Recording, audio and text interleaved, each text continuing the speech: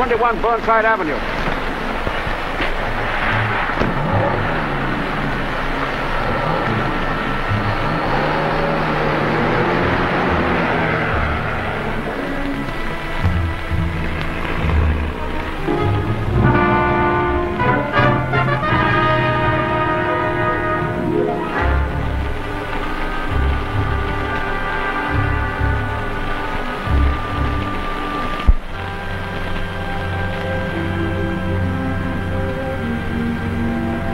Turn right to the next corner, please.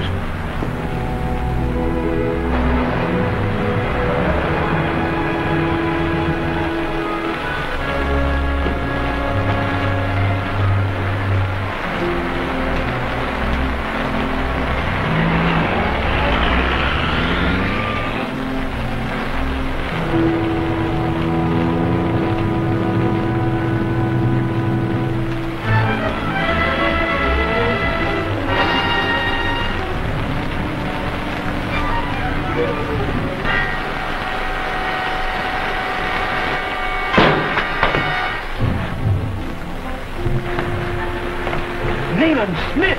Petrie, you're a perfect target in that light.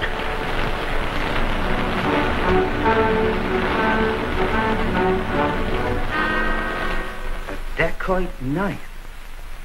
Then Fu Manchu is here in California? Precisely. But Nayland, I thought you'd run him to earth in Burma. So did I. So did the Foreign Office. But I failed. But I don't understand. What deviltry is he up to now? The most stupendous crime of his career. Nothing less than the conquest of Asia and the annihilation of every man who does not bow to his will. But this is incredible. Oh, follow me closely, Petrie. A year ago, the Foreign Office sent me to Asia. After months in the hills, I perfected a disguise as a holy man. I see men before me who bear upon them the marks of bullet, gun butt, and bayonet. Wounds inflicted by an alien race who come upon us as benefactors, but remain as conquerors. Wounds that cry out for vengeance.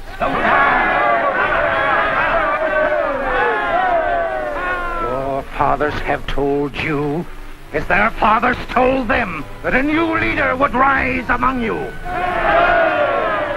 You have not long to wait. It is written that the coming will be in the holy year, and this is the holy year.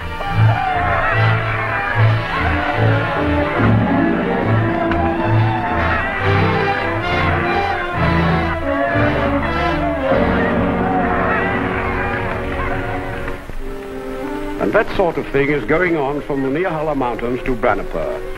This man Randolph sang, to whom I listened, is but one of many. As a matter of fact, too many for safety. It's fantastic. Incredible. Furthermore, I know that Fu Manchu is here in California. I know also that Randolph Sang is here.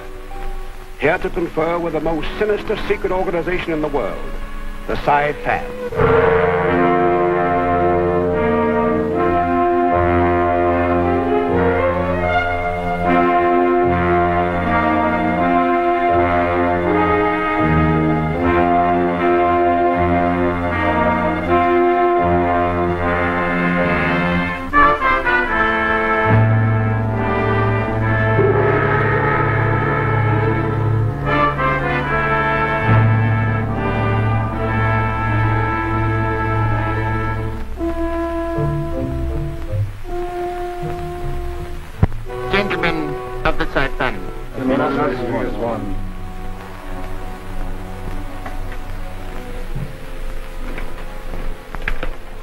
I have summoned you here because events of grave importance have come to pass.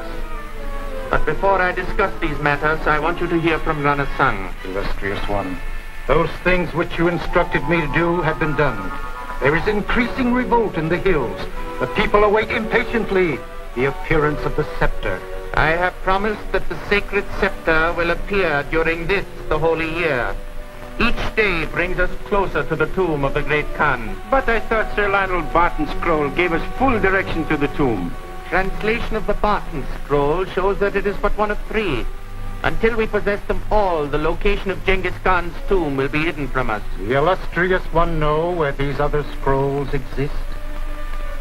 Yes. The scroll I require for further instruction was brought to America in the daylight knock by Dr. Parker, the eminent archaeologist. Then we may assume that this scroll, too, will come into our possession?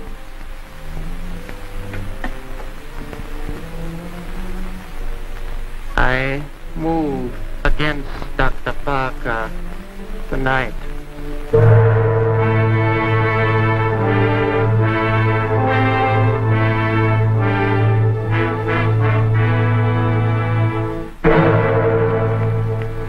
Mr. Parker, are you certain you told me everything concerning your father's activities in Asia? Yes, sir. I realize there isn't much to go on. But I know if any man can run down this fool Manchu, you can. I hope so. Petrie, do you suppose that... Dr. Petrie's office? Oh, just a minute, please. It's for you, Mr. Parker. Allan Parker speaking. Oh, yes, I see. Wally Winchester of the Record Herald. This is Mr. Winchester's secretary speaking. He asked me to phone you to have you be sure and listen in on his regular 5 o'clock newscast. He says he has a scoop that will mean a lot to you. Hey, wait a minute. Operator. Operator. She hung up. What was the call? From Wally Winchester's secretary. You know, the gossip columnist. She said he was going on the air at 5 o'clock with a scoop that would mean a lot to me. It must be about my father. Well, it's a minute to 5 now. Tune in your wireless. Yes.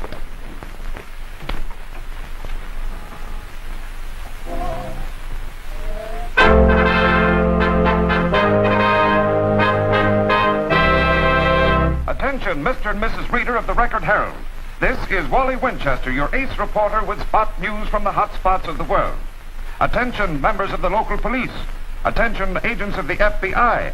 Here are the developments in the kidnapping of Dr. James Parker. Only a few minutes before going on the air, I learned that Dr. Parker is still alive. But his life hangs in the balance because he is a prisoner in the hands of the greatest criminal of modern times, Dr. Fu Manchu. Furthermore, I know that Dr. Parker is being held a prisoner at number...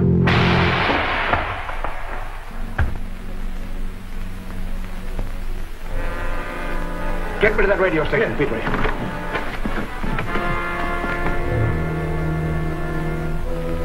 As a medical man, will you do what you can, Doctor? Why, certainly. Thank you. Oh, Sir Nayland, what's behind all this? Fu Manchu is behind this, Lieutenant. Who could possibly kill a man alone in the room? The man died instantly, Nayland.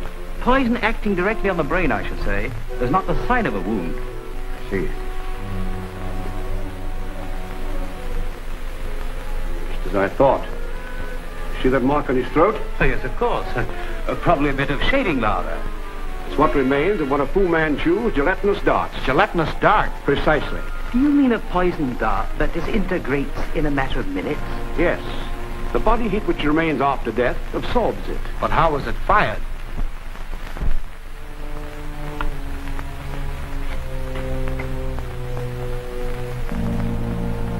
Here's the weapon. The dart was fired from this microphone. There's a fine coiled spring anchored to the diaphragm. But what fired it? The drums of Fu Manchu. You see, the diaphragm acted as a trigger, and the sustained rhythm of the drums tripped it. And killed him just as he was going to reveal where my father is being held. Exactly. But surely Winchester gave that information to someone. I'm afraid not. The station manager said they'd be in his notes, but we can't find them. Well, obviously, Fu Manchu has not killed your father outright as he did Sir Lionel Barton. Sir Lionel Barton? Why, I knew him well. He was an associate of my father's. What? Yes, he and Professor Randolph accompanied us on our last expedition to Asia. You hear that, Petrie? Where can we find Professor Randolph now? Why, at the Randolph Mongolian Foundation, I suppose. Lieutenant, will you provide a guard of the Foundation? We are dealing with a murderous madman whose next victim will be Professor Randolph. You and Petrie come with me.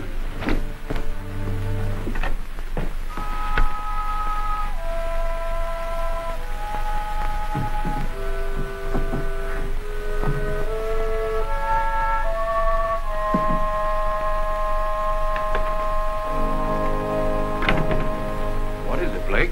A perfect specimen, sir. Who said it? I don't know, sir. card.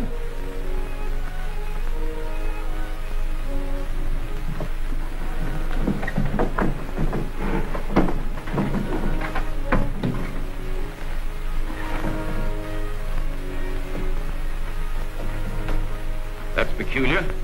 I've never seen a locked mummy case before. I'll answer, sir. Oh, how do you do, Mr. Parker? How are you, Blake? This is Sir Nayland Smith of the British Foreign Office and Dr. Petrie. We would like to see Professor Randolph. Certainly. Come in, please. What is it, Blake? Sir Nayland Smith of the British Foreign Office and a Dr. Petrie wish to see you. Mr. Allan Parker and a policeman are with them. Hello, Alan. How are you, Professor? This is Sir Nayland Smith How do you do, sir? and Dr. Petrie. How do you do, sir? Doctor, we've come to see you on a personal matter, sir. Oh, Blake has been with me for 20 years.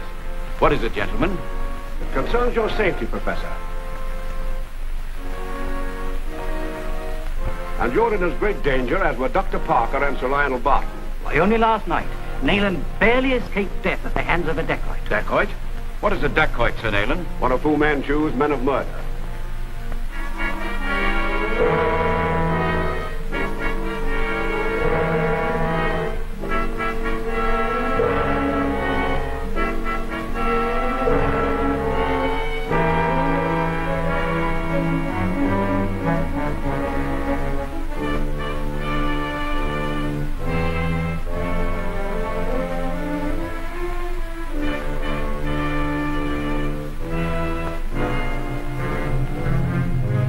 Manchu, among other things, is an adept brain surgeon.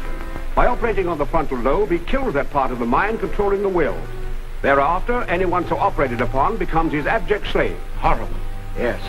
And it leaves the victim horribly disfigured, a great jagged scar across the forehead.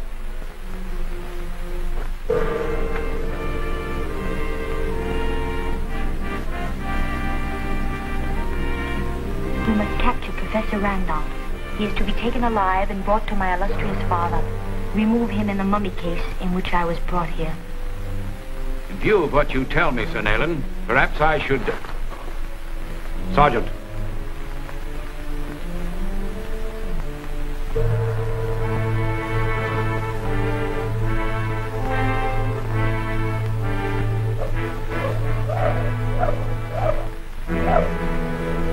A dacoit loose!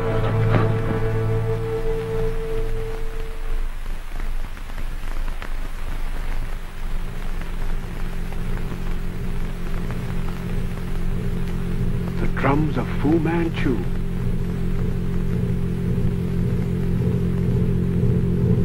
Petrie, get the guard. Right, get my pistol. There's another in the watchman's desk. Alan, look out!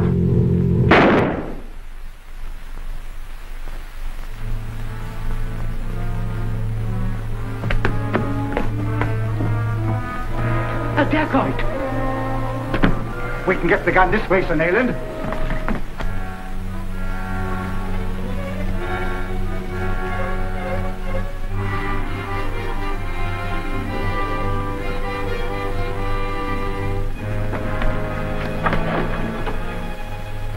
Go back, Professor Randolph. I'll find Alan. Yes, sir.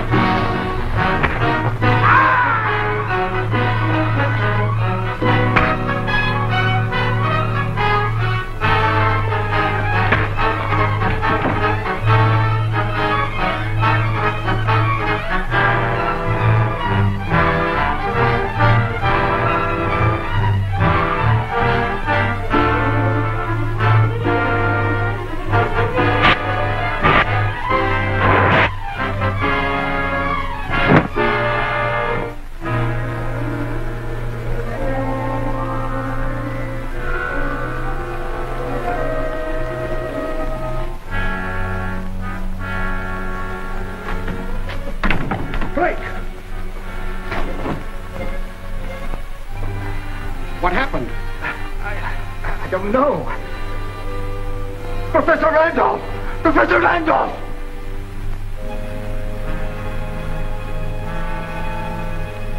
Where's Randolph? I thought he was with you. Where's the professor? He's gone. Gone? Fu Manchu? I'm afraid so, Alan. We haven't a single clue to work on. Perhaps we have. Winchester must have made a copy of his notes. If we can get that copy, we can find the address where my father's being held. I'll call the Record Herald. Better still, we'll go down there. Come, Petrie. Blake, call an ambulance.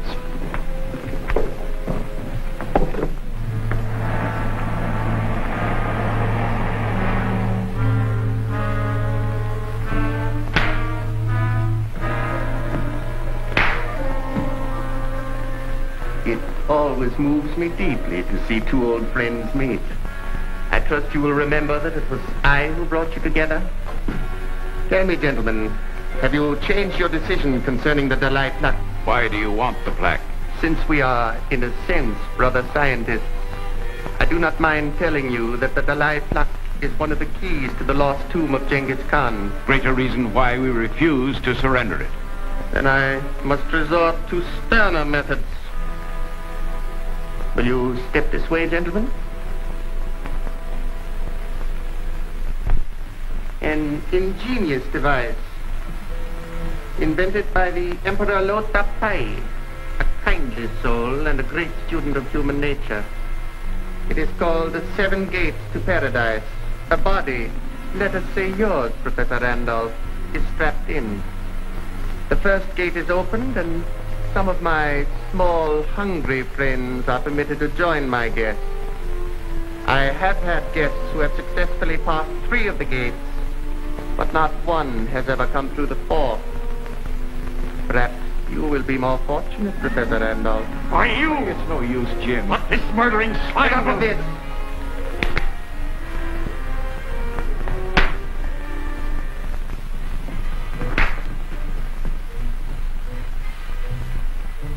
Are you? I can't stand this. It's all right. Alan and the others may be nearer than we think.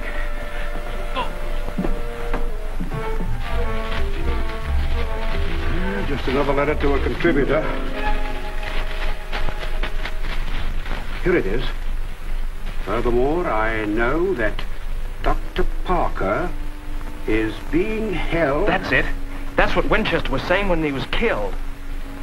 Being held a prisoner at 541 Shanghai Street. 541 Shanghai Street. That's in the heart of Chinatown. Then we've no time to lose.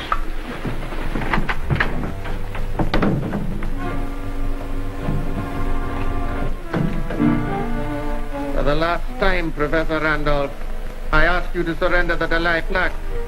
If you refuse, you enter the first gate to paradise. I won't give it to you. And may you be the first of my guests to pass the 4th gate. Stop this fiendish business. I'll tell you what the Delight plaque is. Don't do it, Jim. A timely decision, Dr. Parker. Randolph's daughter Mary is bringing it here from the Smithsonian Institute. And when does the young lady arrive? On the Sunrise Limited in the morning. What are you going to do? Surely even you would not harm. Dr. Parker, no harm will come to Miss Randolph. And ourselves? You will both remain here until the Delight plaque is safely in my hands.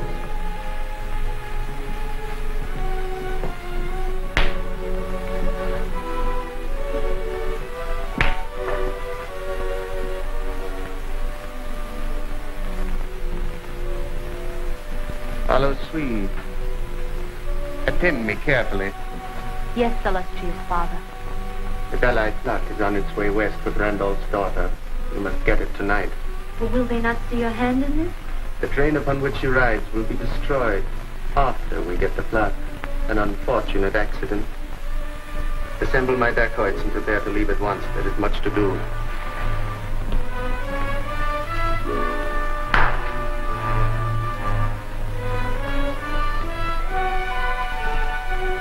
Careful, Jim. That thing is probably deadly. We'll see if it is.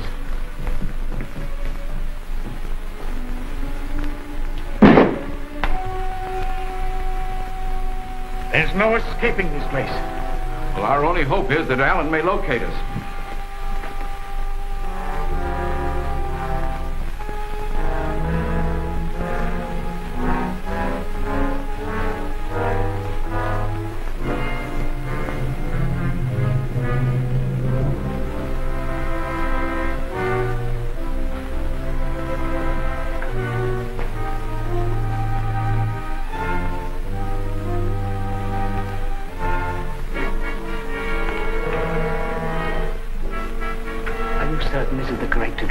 Yes, but I'm beginning to believe Winchester was having a reporter's dream. There's nothing back there but an old storeroom.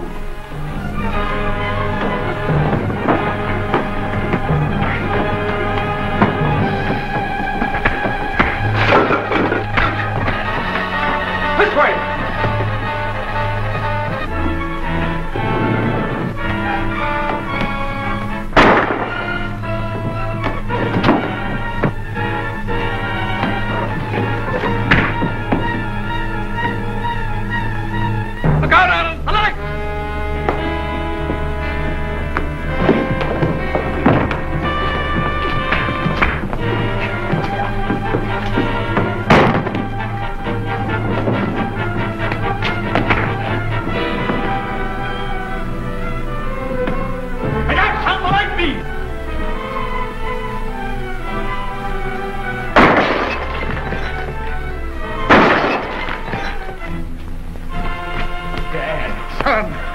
Where's Fu Manchu? He left here some time ago.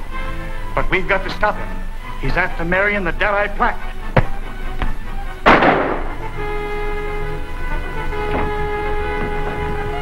Dad! Jim, never mind me. Stop Fu Manchu. Get a plane and warn Mary. But I can't leave you like this. You must. Randolph will take care of me. All right, Dad. I'll need you, Sir Nayland. Right, Allan.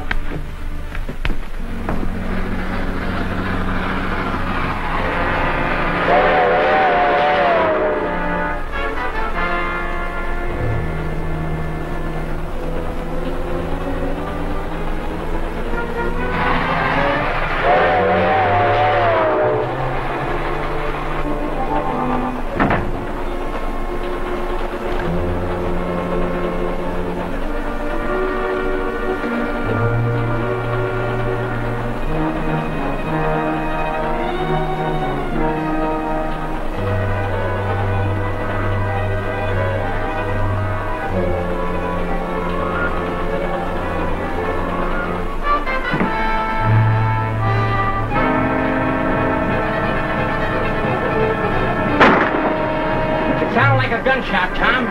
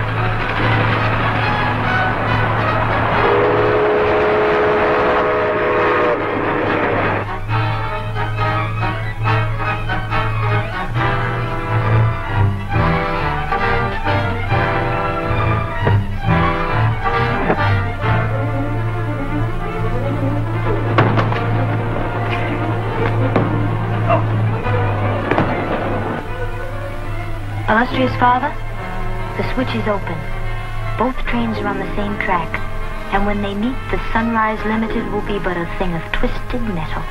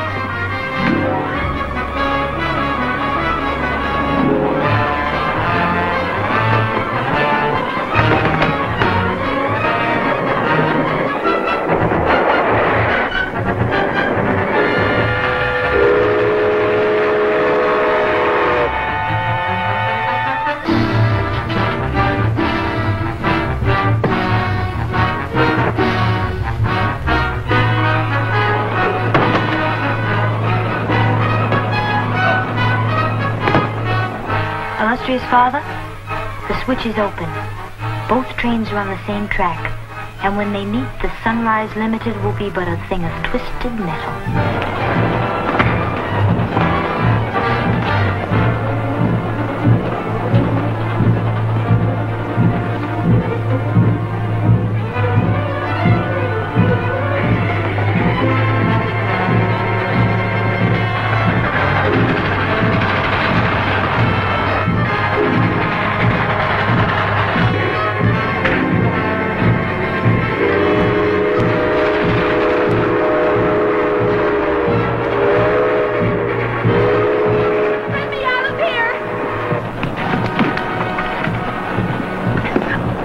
We'll have to jump. There's a train heading into us.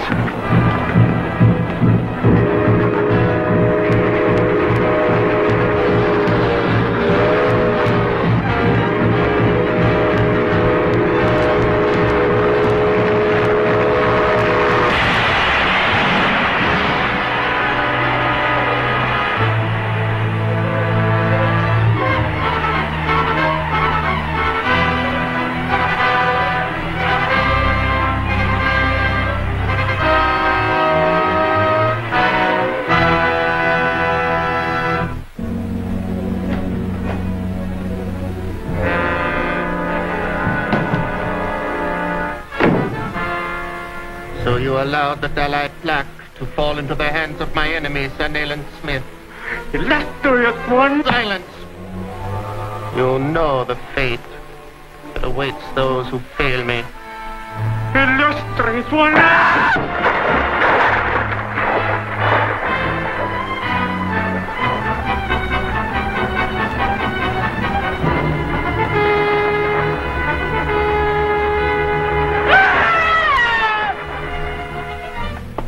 The Dalai plaque contains the second of 3 scrolls that will lead me to the tomb of Genghis Khan. Does Sir Nayland know this? If he finds the scroll, he will know everything. There is still time to act. The scroll has not yet been translated. Someone familiar with the 6th cuneiform will have to translate the scroll for Sir Nayland. If I know who that person is, before the parchment is placed in his hands, then...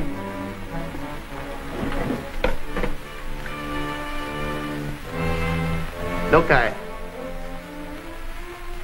Is the guy here? Give this to him. Tell him to go to the Randolph Mongolian Foundation and...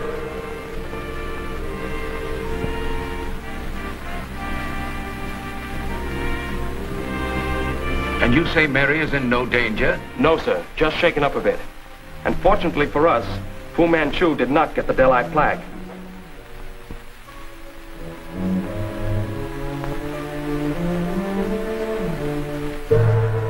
What does Fu Manchu want with it anyway? Just before one of his dacoits killed your father, Fu Manchu told us it was one of the keys to the lost tomb of Genghis Khan.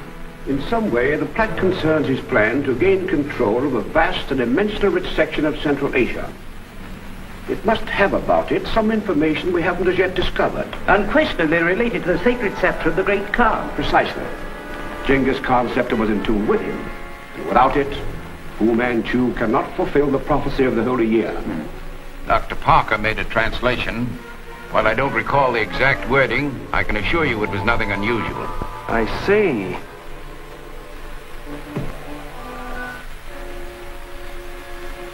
However, I think a strict investigation should be made.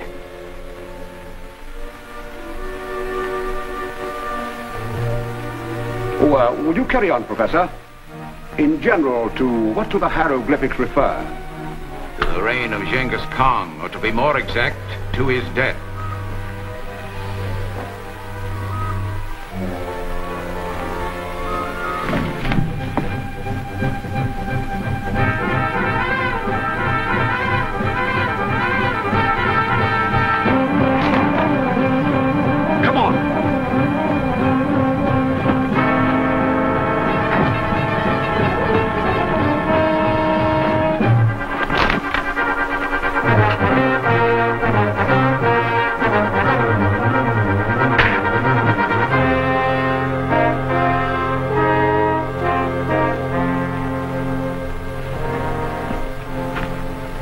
Fu Manchu must have sent him after that plaque. Precisely.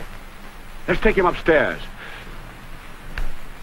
If we could locate Dr. Parker's notes on his translation, they no doubt would help us solve our problem, but I just... Say, I wonder if there's any chance it might contain a secret compartment. Well, if so, it's extremely well concealed.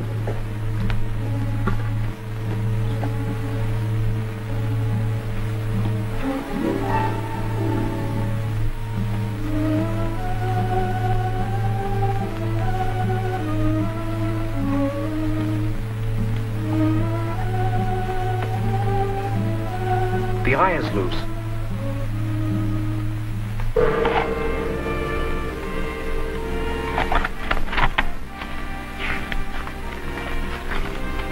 It looks like an old manuscript.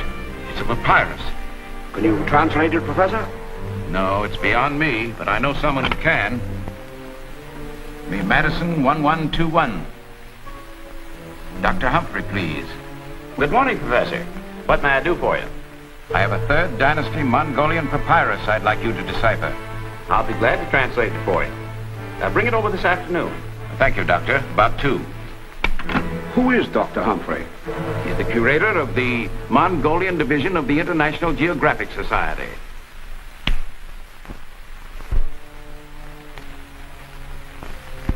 Dr. Humphrey, curator of the Mongolian division of the International Geographic Society.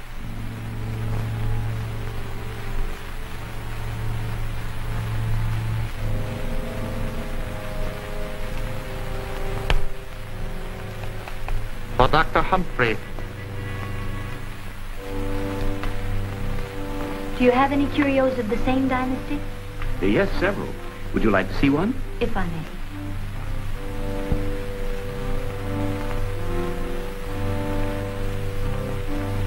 It was taken from a temple in Tibet last year.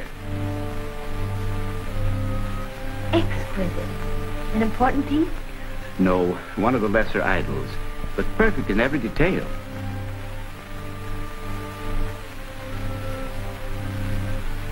A friend of mine, a friend. Quiet. Relax. Listen carefully. You have inhaled the incense of obedience. Fu Manchu is your master. You will obey him without question. Fu Manchu is my master. I will obey him without question. In a little while, Professor Randolph will bring you a papyrus to translate. You will take it to Fu Manchu. In the parking lot, there is a car with an Oriental driver. Use it. Answer it. Remember.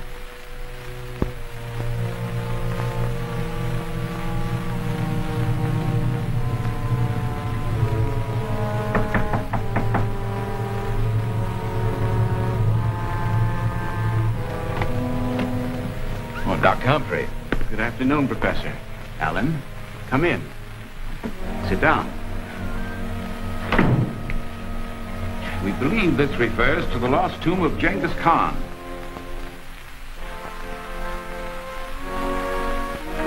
How long will it take you to translate it? The lost tomb of Genghis Khan? The goal of every archaeologist in the world.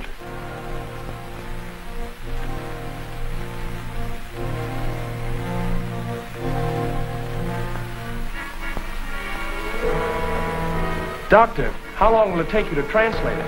Not long. I'll need a cryptograph frequency tabulator. Excuse me.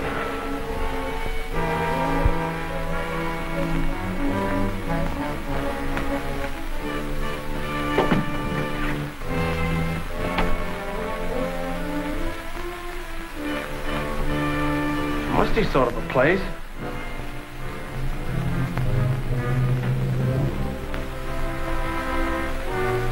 What is it? What do you call it? A cryptograph frequency tabulator? What is it?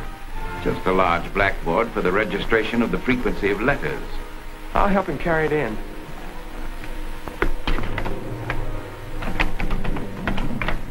The door's locked. You must be mistaken.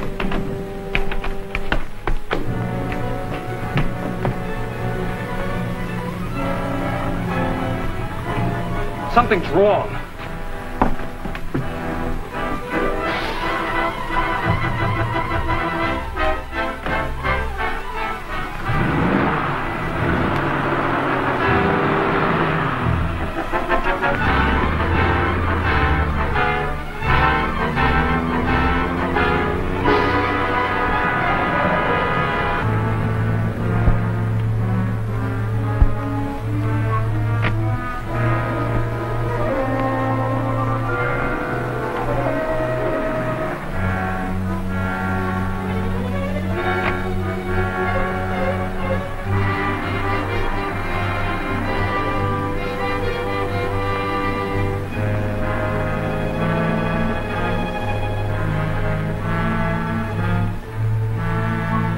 Dr. Humphrey and I will be engaged for a time.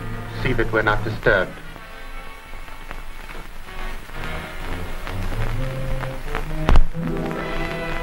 Humphrey's at 406 Clay Street. At Dacoit brought him there. Dacoit? Yes, you better hurry. 406 Clay Street. I think we found Fu Manchu. We'll be there directly.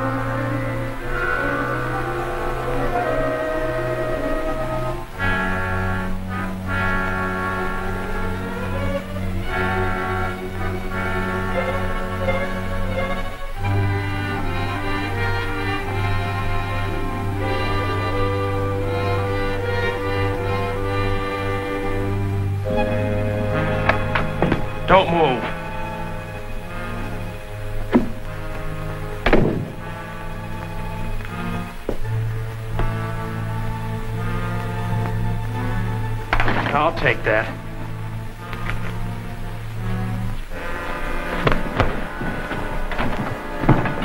Stay where you are.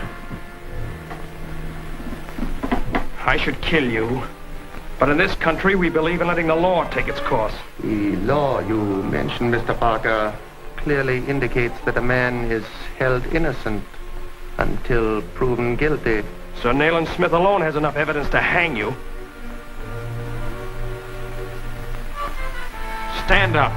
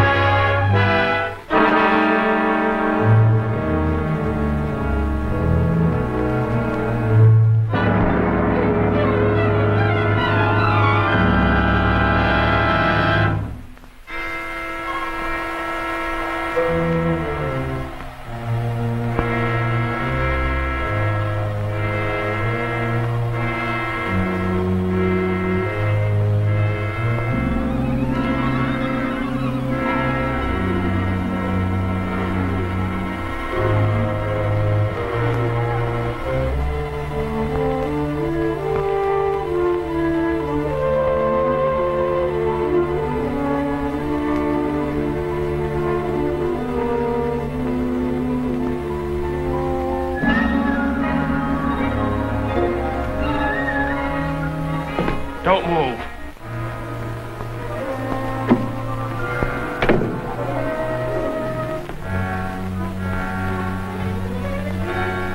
I'll take that.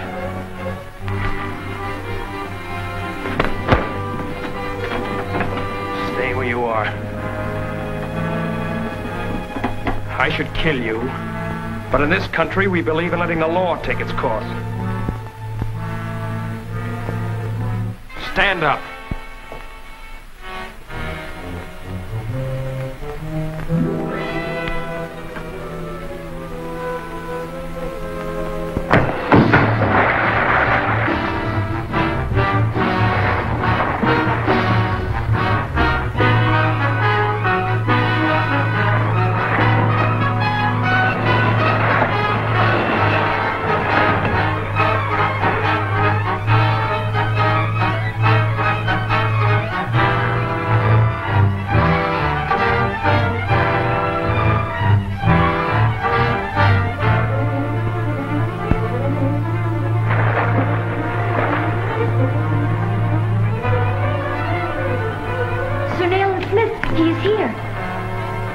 This way.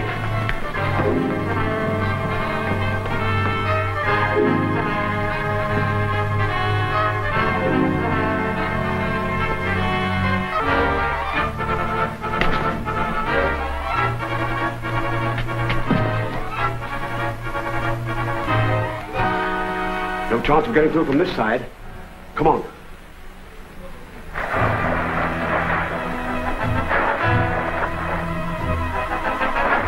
Look here, what's this? It's water.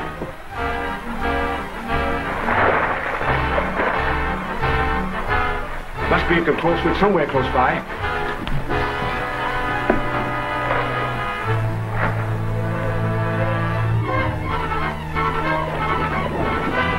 This must be it. Stand back.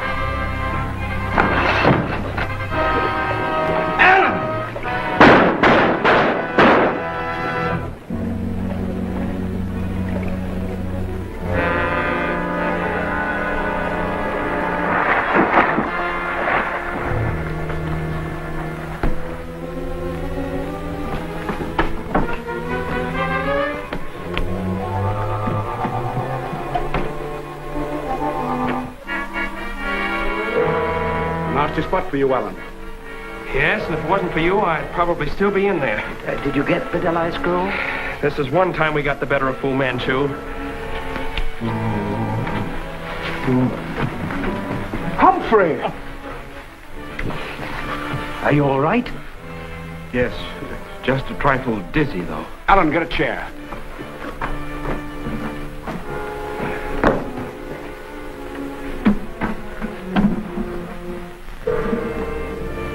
I can't understand it. Humphrey attacked me, and I had to knock him out to save myself. He's probably under the influence of a hypnotic drug and completely under Fu Manchu's control.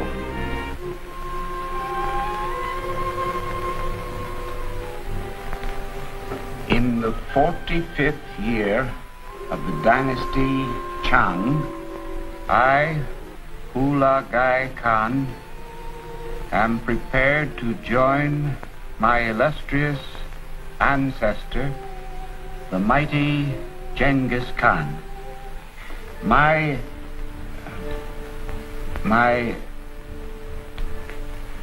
Pardon me.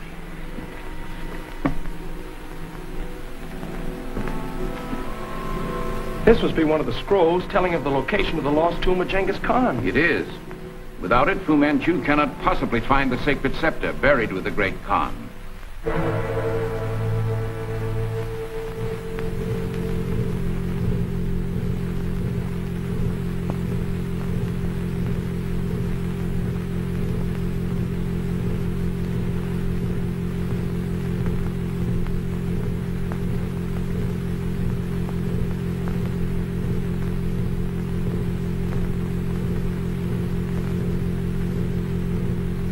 Attend me, Humphrey.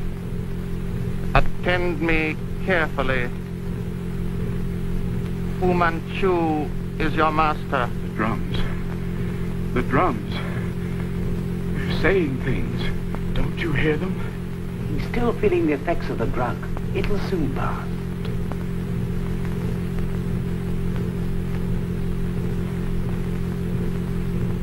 Attend me carefully, Humphrey. The sixth cuneiform key at the Mongolian Foundation. You must have it. Send Mary and no one else. The sixth cuneiform key at the Mongolian Foundation. Mary, you know where it is filed. Will you get it for me? I'd be glad to, Dr. Humphrey. I'll see you to the door, Mary.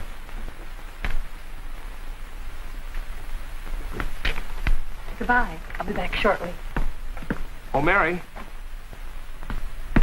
I think I better go with you. Swell. There are more paths than one to the door of an enemy. And now the first step along a new path is taken.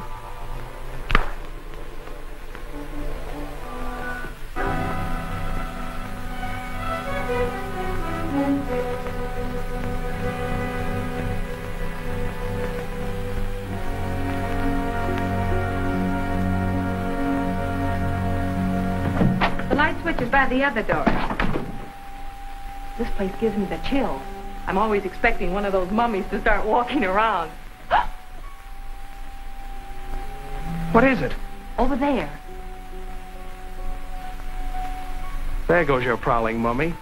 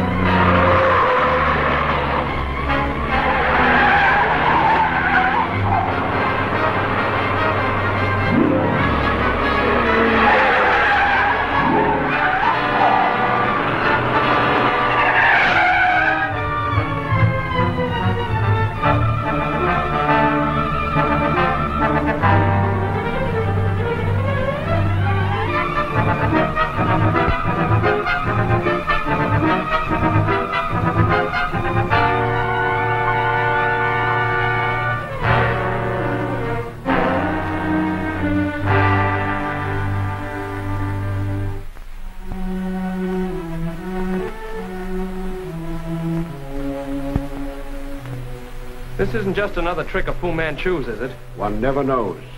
But this can be said for Fu Manchu. He will keep his word.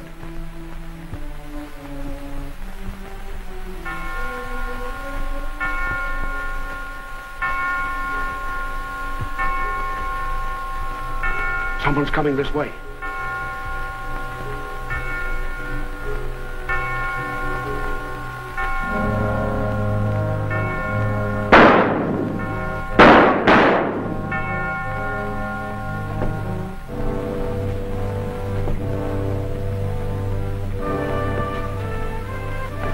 Steady, son. Youth is ever impetuous. But youth serves me well. I am able to make this call upon you without fear of reprisals because the young and charming Miss Randolph is now in my custody. I am certain the safety of your daughter is as precious to you as the manuscript you possess is precious to me. And the safety of my daughter is the price of the Dalai Scroll? A distasteful bargain, even for you, Fu Manchu.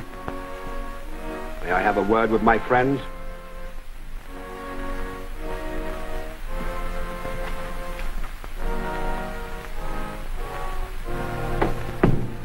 We're dealing with more than individuals, Sir Nayland. I'd give my life for my daughter, and I know that Mary would do That's the finest thing I've ever heard. But it isn't necessary to sacrifice Mary's life. Let Fu Manchu do the dictating. We can still save the Dalai Scroll. As you say, Sir Nayland. We are ready, Fu Manchu. We accept your bargain on this condition. You will deliver Mary into the hands of Allan Parker, at which time he will turn the Dalai Scroll over to you. We, of course, exact your word that they will be unmolested. Cleverly spoken, Sir Nayland. If Mr. Parker will accompany me, I shall be glad to complete the transaction. Is that all right with you, Allan? Certainly. Thank you, gentlemen, for a very pleasant interview.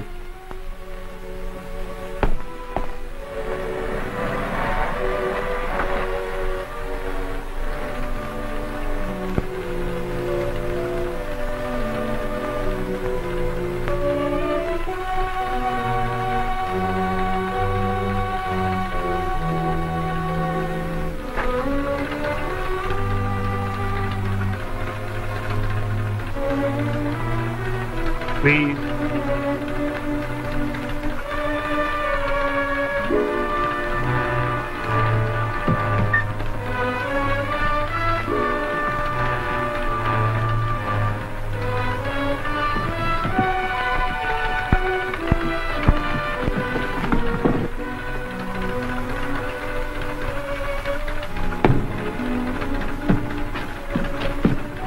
Where's Mary?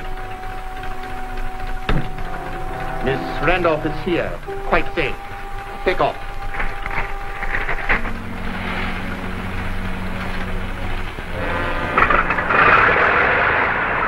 You have nothing to fear. This is merely a precaution in case anyone followed us.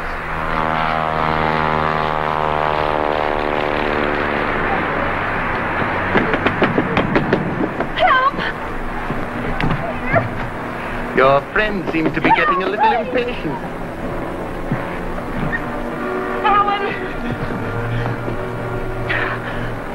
And now, Mr. Parker, the manuscript.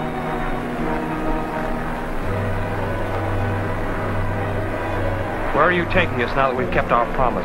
I am not taking you anywhere. You and Miss Parker are leaving now.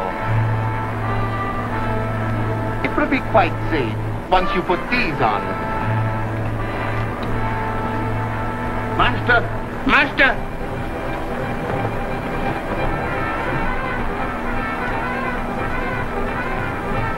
I shall see what it is.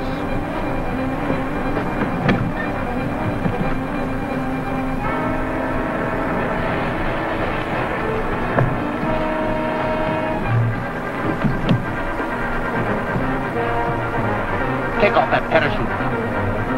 What for? If you don't mind, Mr. Parker, will you take over the controls? Very clever, Miss Randolph, but badly timed. Now you will both have the experience you so kindly prepared for me. Contact my daughter.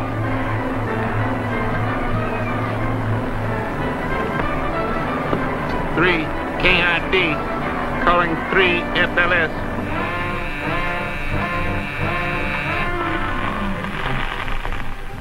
Calling 3 FLS. Come in, please. 3 FLS answering. Go ahead, 3KRD. I have the manuscript, but circumstances forced me to leave the plane by parachute. I shall land in Rocky Pass. Meet me there.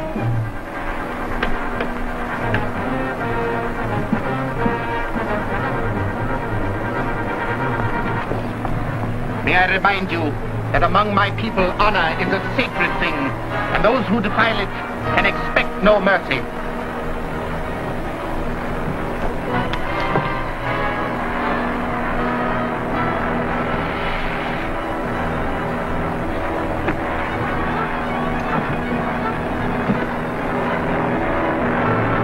Happy landings.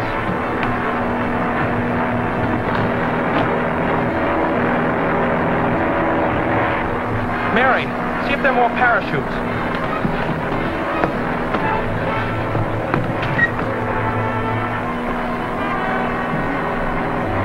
There are none, Allan. Fu Manchu wins this time. You can't land within 50 miles of here. It's all my fault. I knew about Fu Manchu's plan and broke the gas line, thinking he'd be trapped after we left.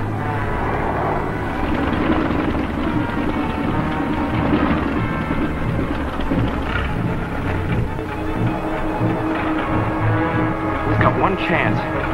If I can clear the top of that mountain, we might be able to glide to a landing on the other side.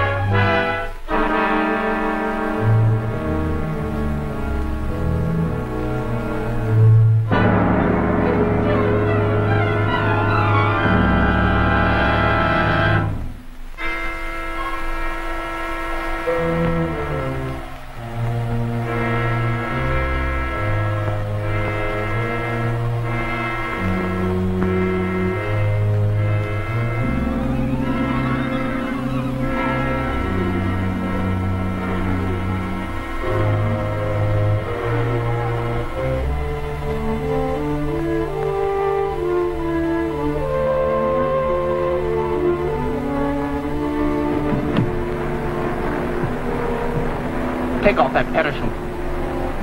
What for? If you don't mind, Mr. Parker, will you take over the controls? Very clever, Miss Randolph, but badly timed. Now you will both have the experience you so kindly prepared for me.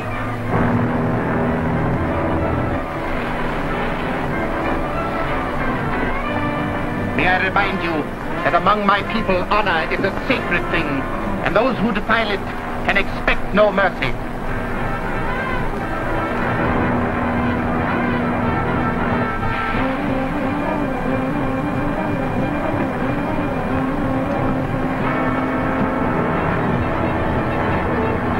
Happy landings.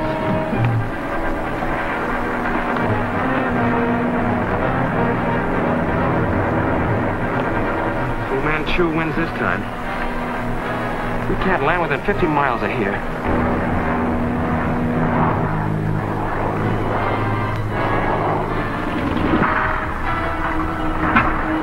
We've got one chance. If I can clear the top of that mountain, we might be able to glide to a landing on the other side.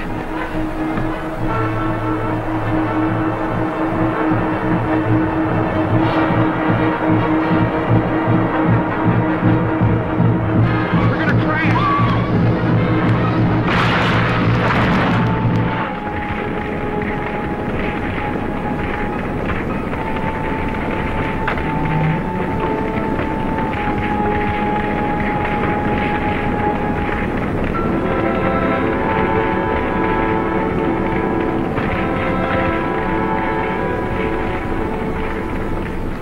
Mary!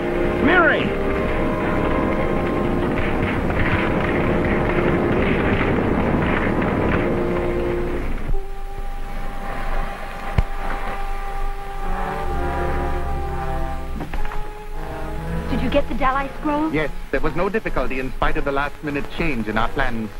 Have you notified the members of the Hytten Council to assemble? They're waiting for you at the temple.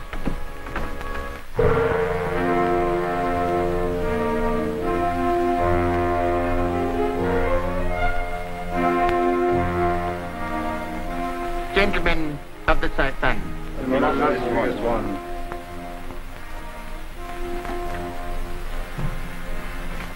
You will be gratified to learn that I have secured the Dalai scroll, second link to the chain that will lead us to the location of Genghis Khan's tomb and the sacred scepter. The tribesmen are ripe for revolt now, but unless we can bring them the scepter... Within a few weeks, I shall be in possession of the scepter, and I shall lead the tribesmen in a revolt that will sweep every white enemy from the continent of Asia. The manuscript I have just obtained indicates another scroll, third link in the chain that will lead us to the location of the lost tomb. I plan to secure this scroll at once. I realize we're both fortunate to be alive, but I still feel responsible for the loss of the scroll. Well, don't be too downhearted. We haven't really lost it. What do you mean? We took the precaution of having a photostatic copy made of it before you gave it to Fu Manchu. You did? Where is it? We finally got Professor Humphrey to translate it for us. Randolph has the copy. Sir Nayland. It seems that the utmost caution was exercised in safeguarding the tomb of Genghis Khan. You mean this has been a wild goose chase? Well, not at all. Now, this manuscript does give us a clue to the document that will lead us to the tomb. A document that was hidden away in the tomb of Kellard Khan. Why, all the documents from Kellard Khan's tomb were brought to this country. That is correct. They're in the possession of Dr. Chang, an Oriental importer in this city. Now, the paper you want is undoubtedly there, and you should have no trouble in getting a copy of it. Well, neither will Fu Manchu. Oh, yes, Sir Nayland. I have the entire Kellard Khan collection. We've just found out that one of those papers is extremely important, and that Fu Manchu may attempt to get it from you. Please take every precaution to protect it. We'll be down as quickly as possible. Very good, Sir Nayland. Goodbye.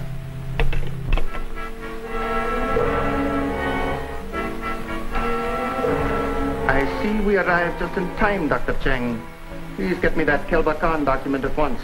Your fame precedes you, Dr. Fu Manchu. I have promised the document to someone else. You force me into a most distasteful act. Tie him up.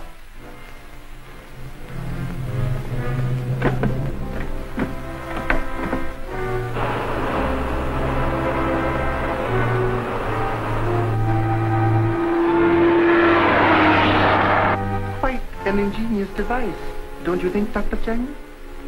As you can see, your life is literally hanging by a thread. Loci, though usually most reliable when handling a knife, is not infallible. He might strike the wrong chord.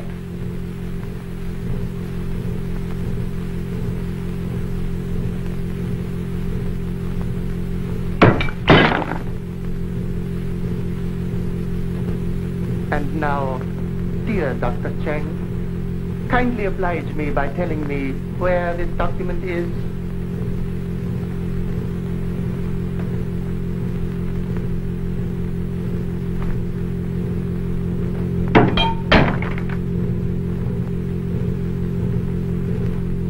You are very stubborn, my dear doctor.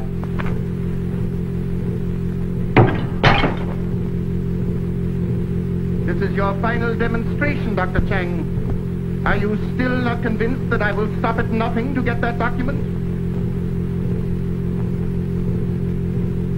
Have you changed your mind, Dr. Chang?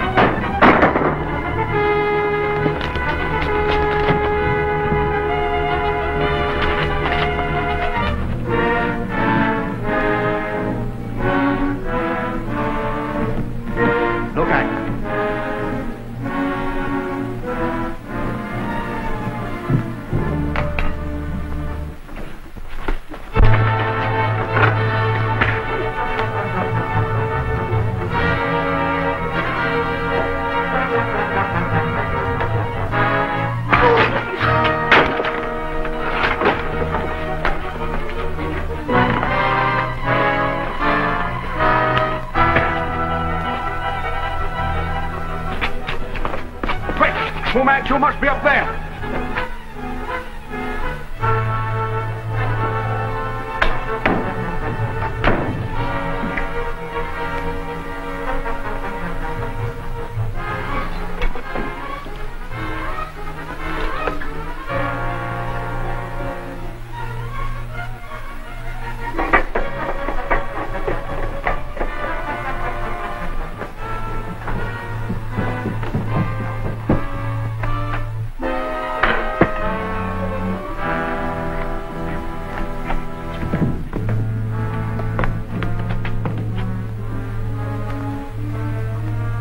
Meant for us. Dr. Chang!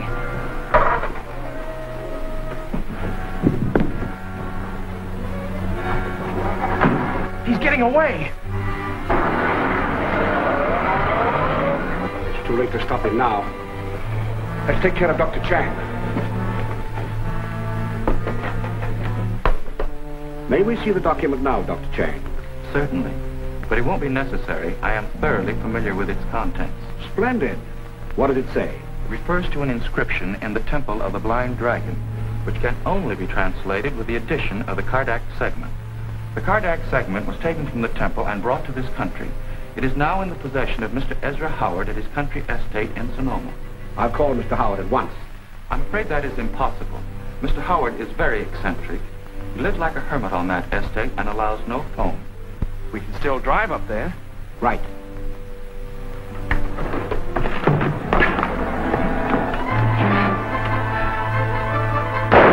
Fu Manchu.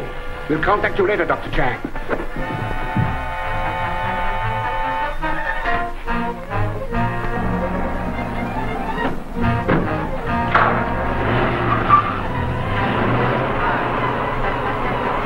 There they are.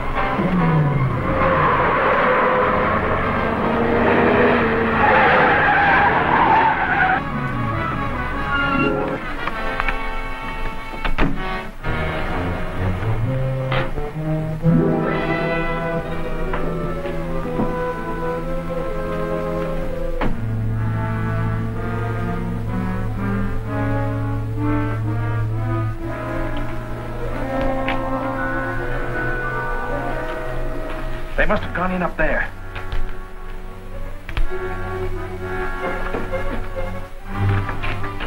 One of these may fit the lock. I'll go around the back. There should be a fire escape or a rear entrance. Right. Be careful, Alan.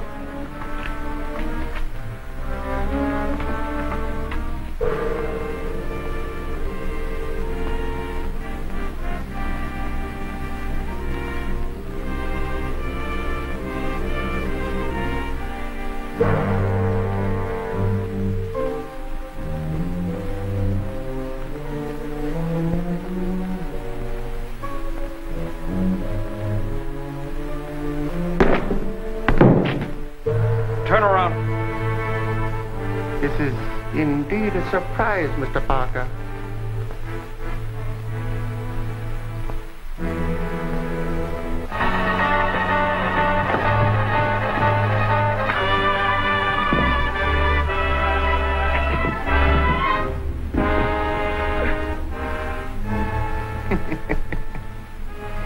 I welcome your arrival, Mr. Parker. You see, the dacoit died before he could give me any information. Now you can tell me what was in the Kellard Khan manuscript. Dr. Chang gave you my answer. His answer would have been otherwise had you not arrived when you did. I am certain you will not be so fortunate.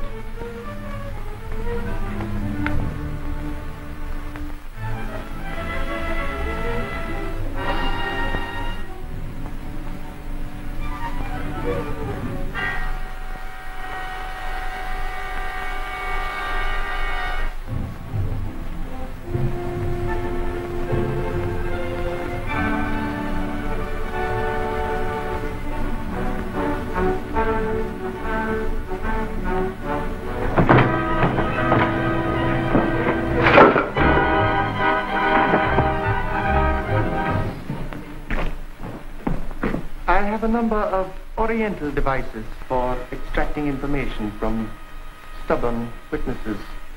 But I'm honoring you by the use of an arrangement invented by one of your own countrymen. You're undoubtedly familiar with the admirable writings of Edgar Allan Poe, so you will have no difficulty in recognizing this device, described in his short story, The Pit and the Pendulum.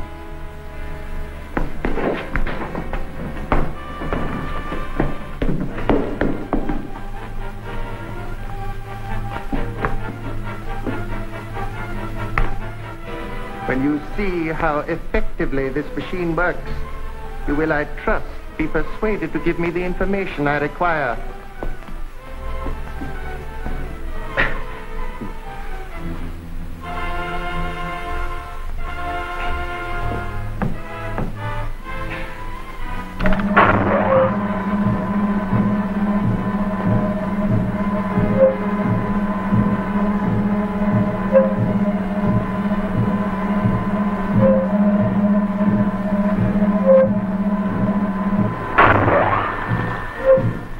Information I require of you is such a small matter, and the price to you so great.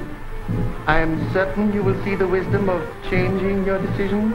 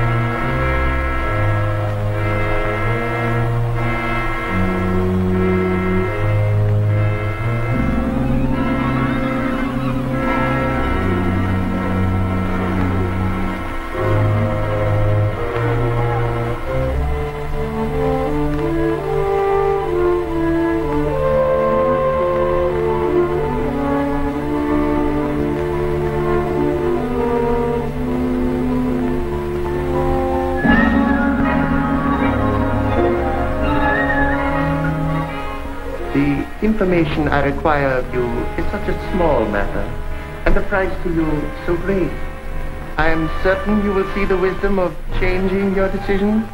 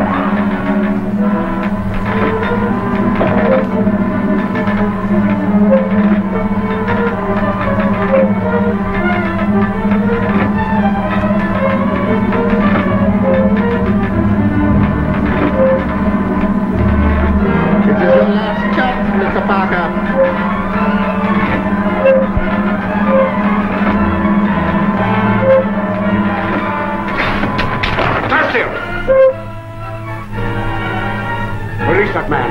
Hurry!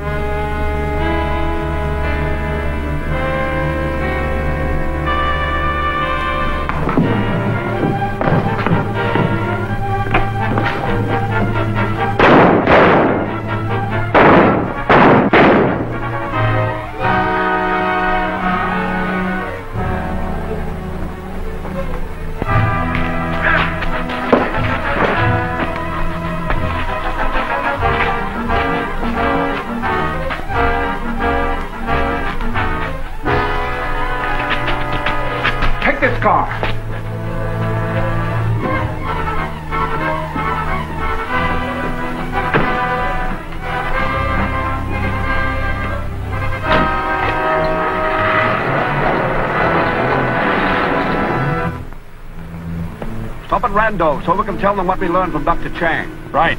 We'll turn the dacoit over to the police on the way to Howard's.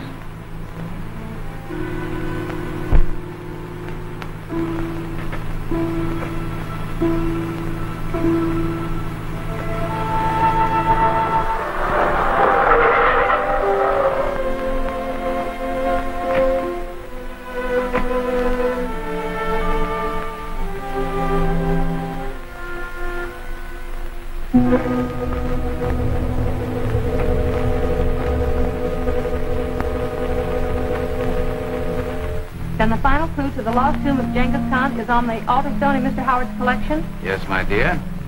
And I can assure you that Dr. Chang didn't exaggerate when he said Howard is eccentric. I've had some dealings with him. Eccentric or not, we've got to get the Kardak stone before Fu Manchu learns about it.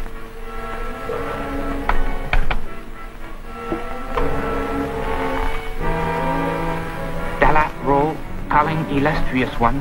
Dalla Ro, calling illustrious one. This is your master, Fu Manchu. Speak, where are you? Am held prisoner in your car by white men. No harm shall come to you because of your faithfulness. Keep this radio open. Yes, illustrious one. Sir Nayland Smith himself may tell me the secret of the Kellard Khan scroll. Perhaps we should call in the police. That might only serve to irritate Mr. Howard. But I'm sure he will cooperate when he finds out how serious the situation is. I agree with Sir Nayland. Of course, we'll have to turn over our dacoit prison to the police. But we don't have to mention the Kardak segment. Right. See you later, Mary.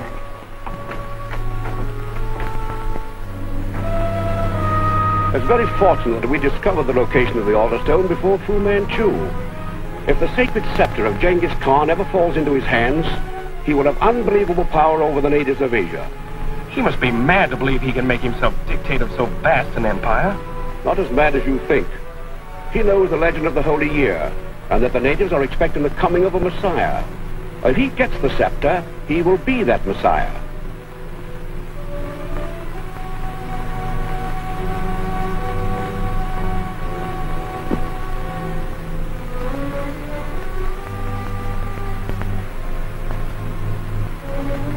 Then we can't afford to underestimate his strength. He won't be fooled easily. I believe we fooled him this time. Oh, by the way, after you've delivered this dacoit to the police, carry on to the Historical Museum and pick up the altar stone. I'll meet you at Randolph later. When Fu Manchu learns this segment has been at the museum all this while, he'll be furious. Especially when he discovers we've beaten him to it. I'd locate them in the dacoits.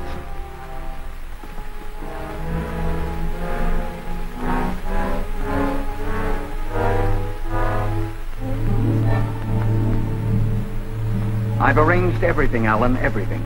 Just as you suggested when you telephoned from the police station. I knew you would, Professor Anderson. Are you ready, Lieutenant?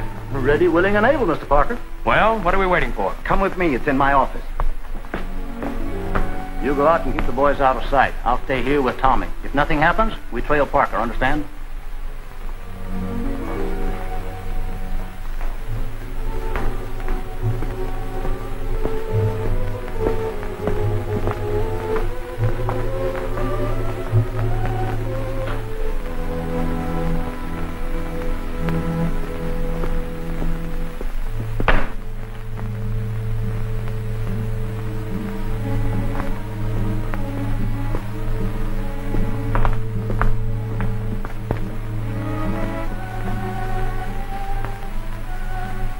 Extraordinary. Quite. It's never happened before.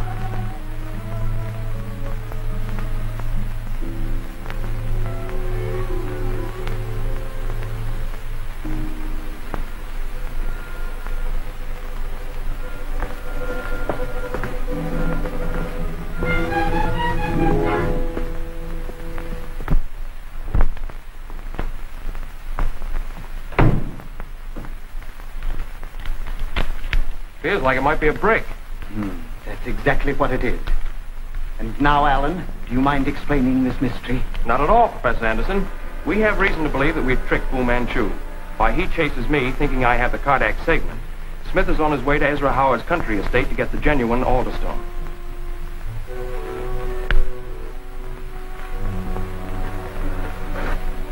Very clever, this young American, but not sufficiently clever. And you expect Fu Manchu or his men to attack you as you leave? Yes, that's why the police are here. Well, good luck to you. Thank you.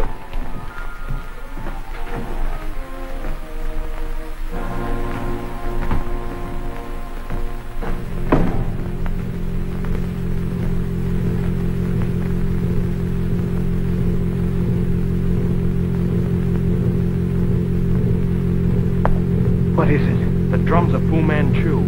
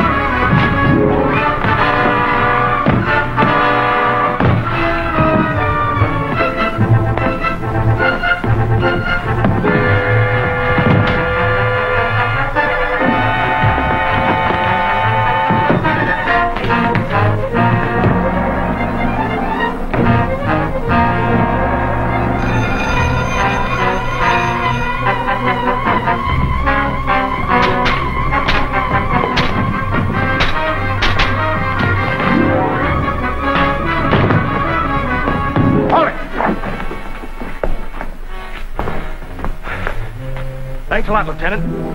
Take him down to headquarters, and I'll be down to help grill him later. Alan. There were 5 dacoits, Alan. How do you know? I just found the missing wax statues, 5 of them in a closet. Of course, minus their costumes, which the dacoits wore. And one of them belongs in my office. Your office?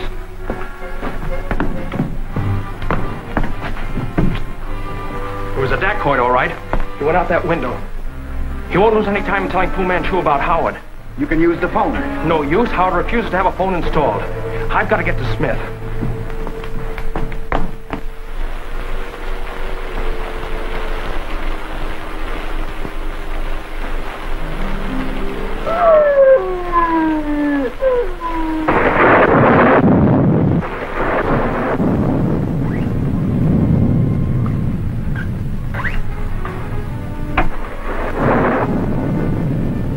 must realize that your problems are no concern of mine.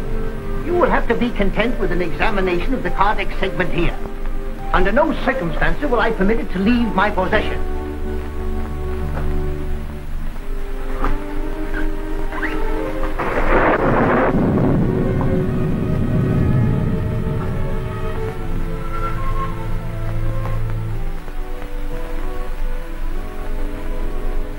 There's no doubt about it. It is the cardiac segment. If Fu Manchu discovers you own this... Fu Manchu means nothing to me. I sincerely hope he never does. As for the segment... Well, please complete your examination so Cardo may return it to my safe. Is there no way I can convince you, Mr. Howard?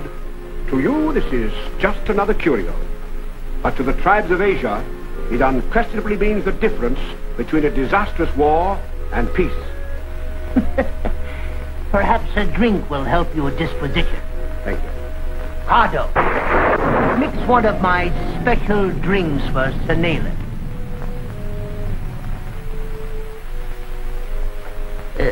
Let's make ourselves comfortable.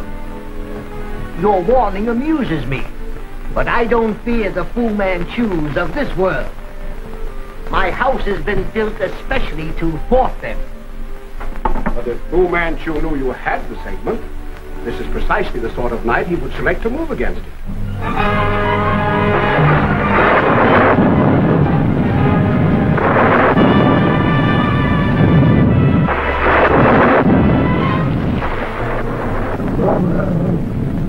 My grounds, Sir Nayland, are patrolled by a pack of these animals. Diablo here is the only tame one. As for the others, well, Fu Manchu is welcome to attempt an entrance.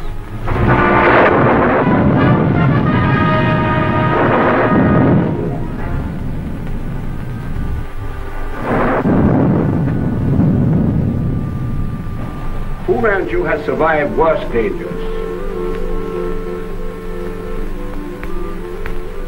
The disposition of the cardiac segment does not concern me personally. I'm asking you to lend it in the name of the English Commonwealth of Nations and for the peace of Central Asia. Now let me explain.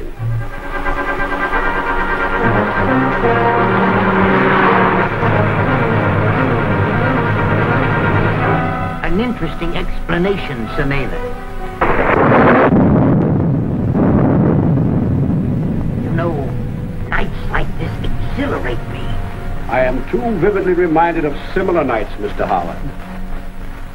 Nights through which Fu Manchu stalked men like you and me.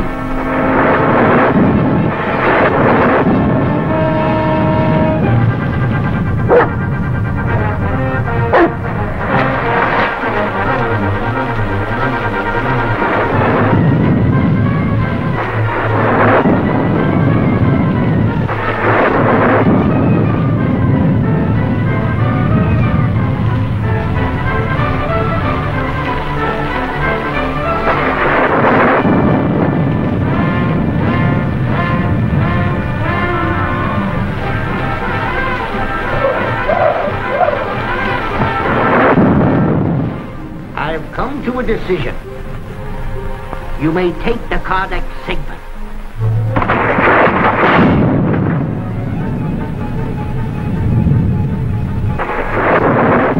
I'll feel much better when this is in a vault.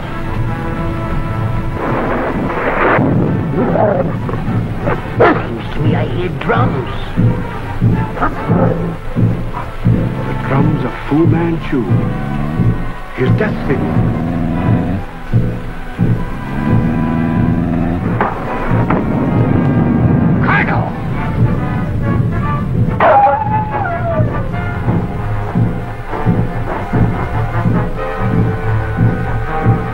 We're in for it.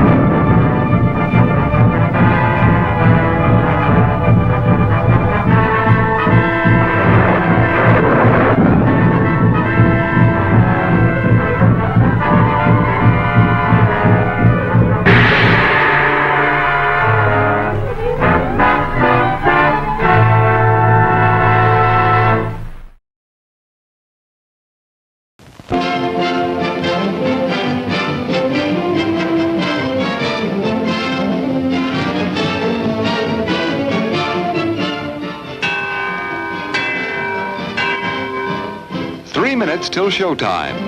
Why not add to your enjoyment with a delicious confection and drink at our attractive refreshment stand?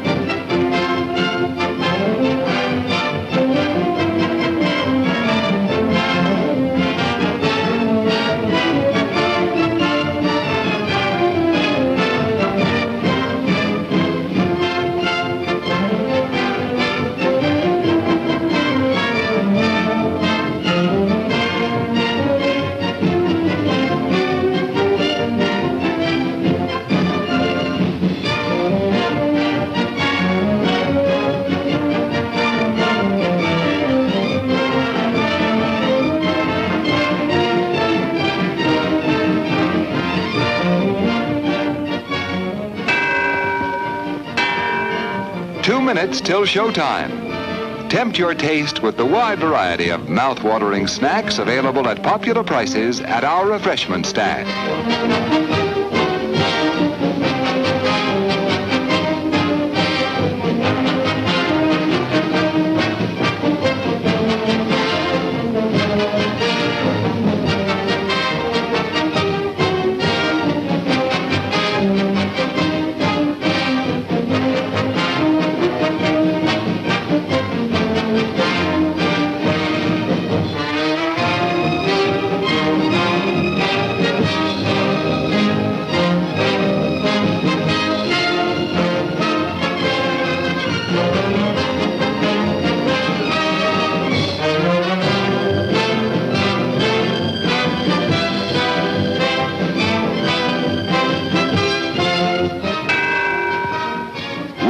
Till showtime. Satisfy yourself with a thirst-quenching drink.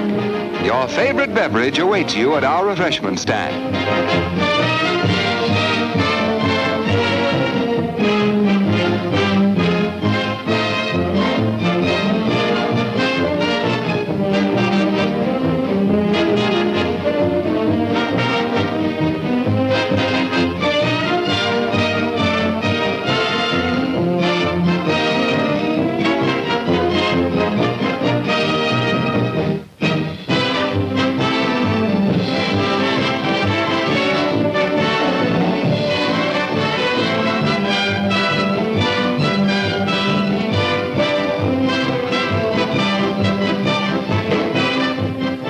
The show is about to start, folks, but the refreshment stand will remain open for your pleasure.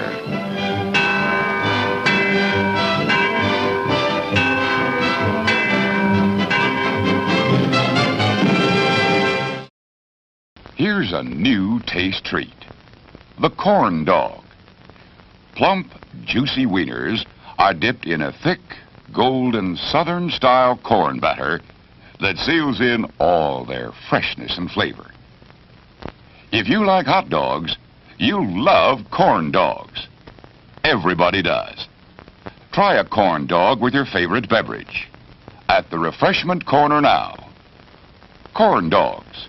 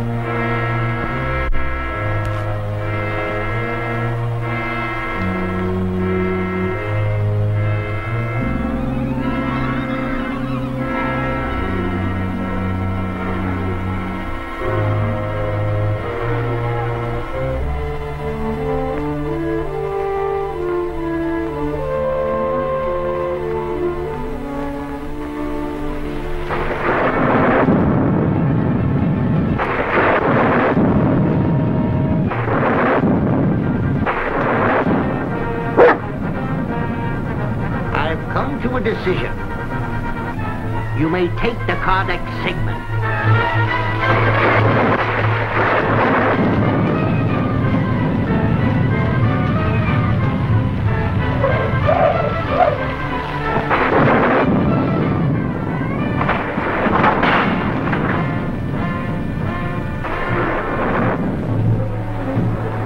The drums of Fu Manchu. His death signal.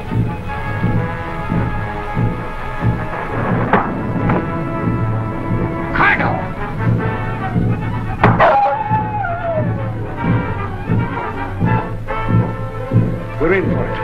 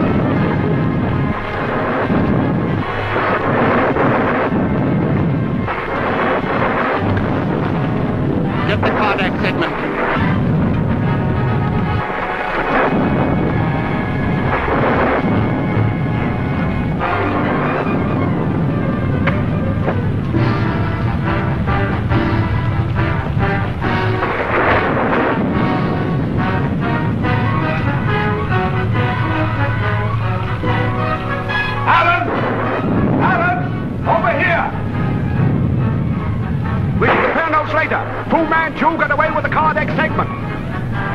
But look here. What is it? A perfect imprint of the Kardec segment. The key to Genghis Khan's tomb. Here, hold these. What are you going to do? I'm going to get some plaster Paris and make a mirage of it. This is the key to the lost tomb of Genghis Khan. You mean it definitely locates the tomb? No, not exactly, Dr. Petrie. You see, the inscription here is not complete. Now, the segment is only part of a message that is inscribed on a temple altar somewhere in Central Asia. Then this must be inserted in the altar before the whole message can be read. That is right, Sir Nayland. And Fu Manchu has the original. He's probably on his way to Asia with it right now. Right, Alan. But he hasn't had time to leave the country yet. And we can block that. Police headquarters, please. Hello, police headquarters. This is Sir Nayland Smith of the British Foreign Office. I want to spread a dragnet to stop Fu Manchu. Dr. Petrie, will you take the harbor squad? Right. Professor Randolph, will you take the Union Railroad Station? Certainly. And I will work with Captain Bevins of the State Highway Patrol. What may I do, Sir Nayland? Alan, I'm afraid yours is the most difficult part. You're a pilot. You know airfield routine. Will you take Central Airport? Yes, sir, I will.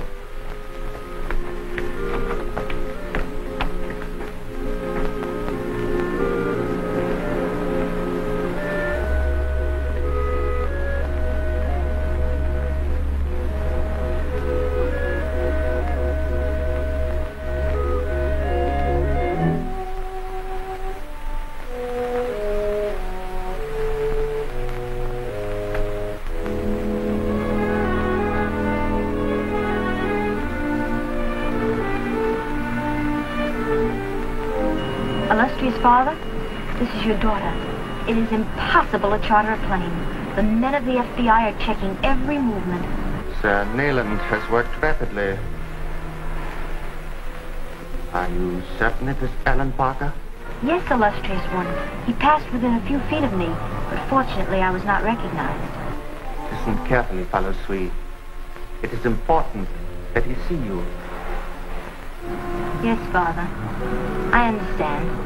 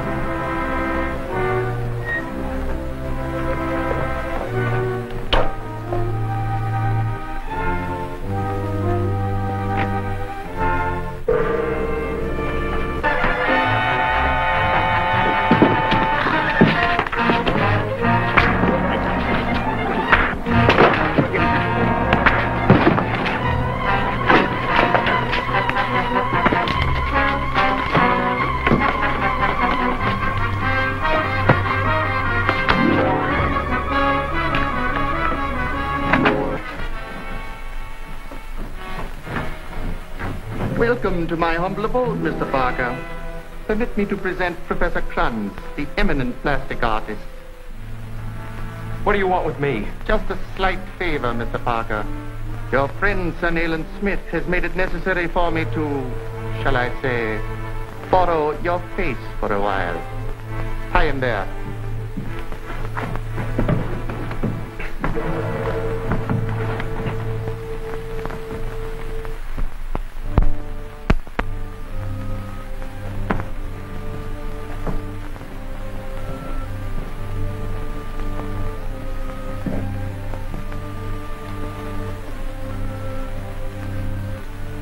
Is the light satisfactory, Professor? Perfectly. And an excellent subject. Features definite, racial lines not too pronounced. I shall not be long, Manchu.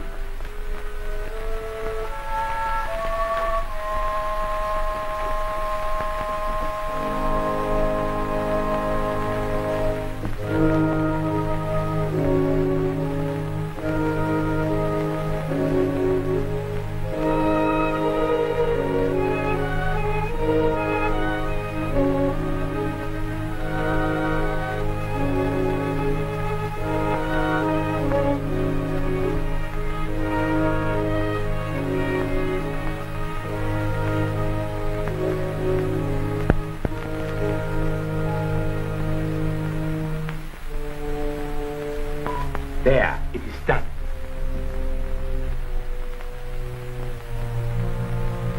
A perfect likeness, Professor Kranz. Your fame is justified. Now, if you will lie here, Manchu.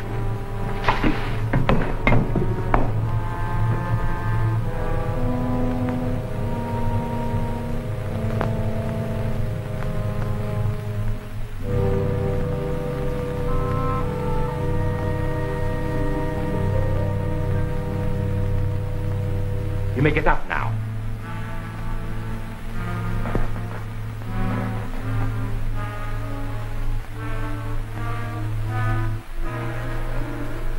I should like to see if you can speak with comfort, Manchu. With the utmost comfort, Professor Kranz.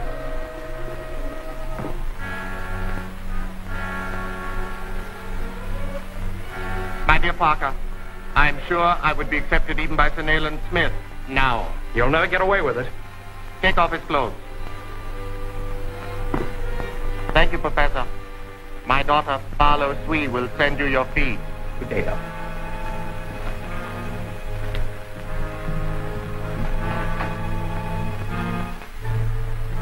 Not the perfect fit to which I am accustomed, but it will serve admirably.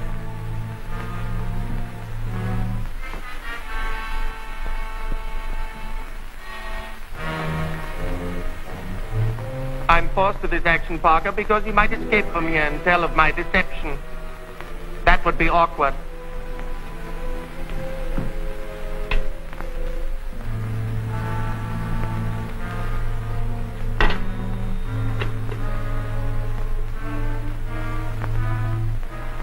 Furthermore, I might be interfered with. If so, you will make an excellent hostage. Nothing short of death will keep me from tracking you down, Fu Manchu. Ah, you speak glibly of death. I trust you will meet it with equal ease. Then you are going to kill me. There's the remote possibility that you may live. If Sir Nayland Smith captures me, I shall use your life as an exchange for my liberty. If not, you will die at exactly 3:30, when I'm safe across the border on my way to the audience. The object you see attached to the telephone box is a device containing an explosive known for its shattering effect.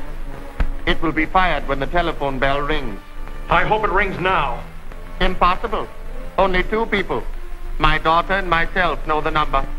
That telephone will ring when I want it to.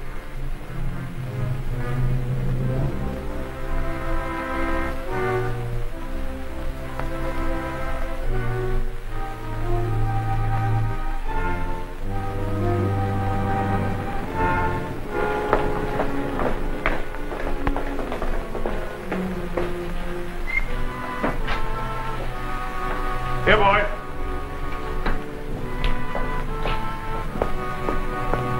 Alan? Never mind. Where on earth have you been? Sir Nayland has all the field officials looking for you. No cause to worry about me. I've been very busy. Here, take this to Sir Nayland at once. But Alan... No questions now. It's important. And hurry.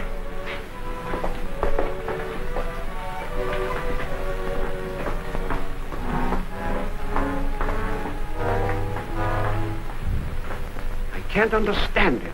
Alan should have reported an hour ago. It's from Alan. I saw him at the airport. He says it's important.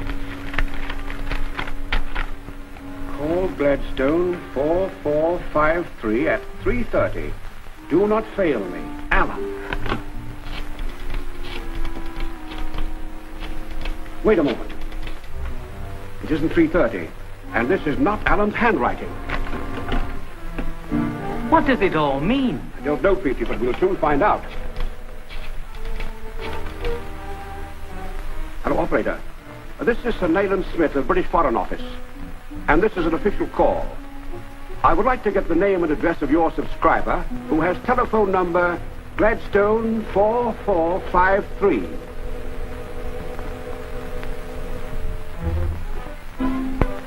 Thank you. It's a private phone listed to the Oriental Importing Company, 940 Ferguson Street. That's funny. I think funny's a poor choice of words, Petrie. Come, we best hurry. Where to? 940 Ferguson Street. We still have half an hour.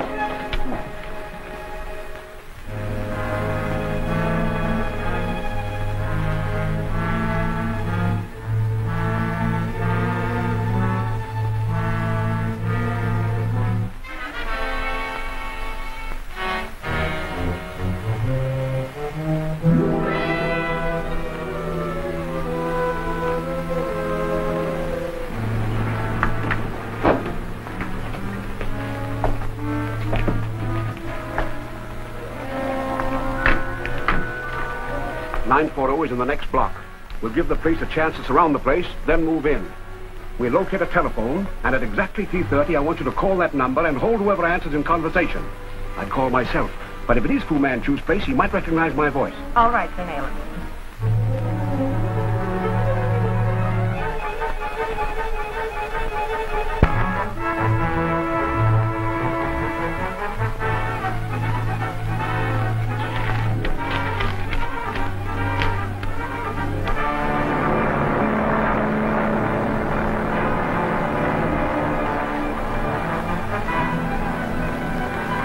We must be across the border now.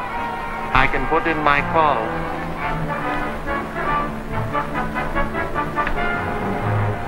Yes?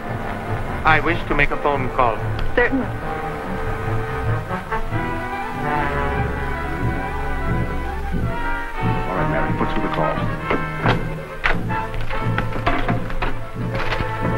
Calling Central Airport for plane to land connection.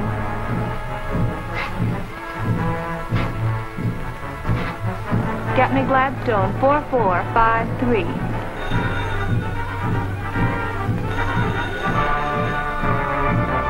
The line is busy. Never mind.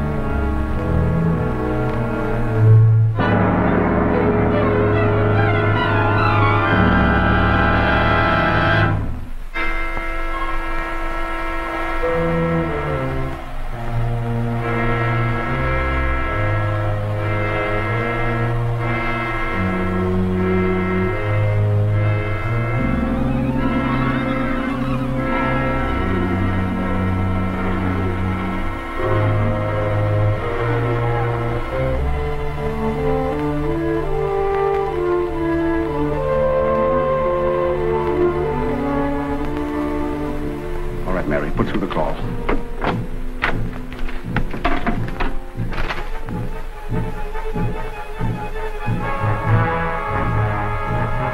Calling Central Airport for plane to land connection.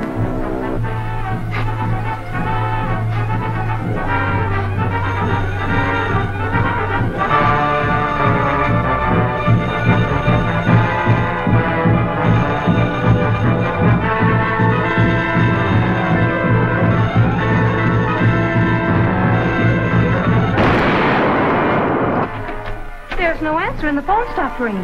No matter, we'll go on in anyway. Alan! Here I am under the couch.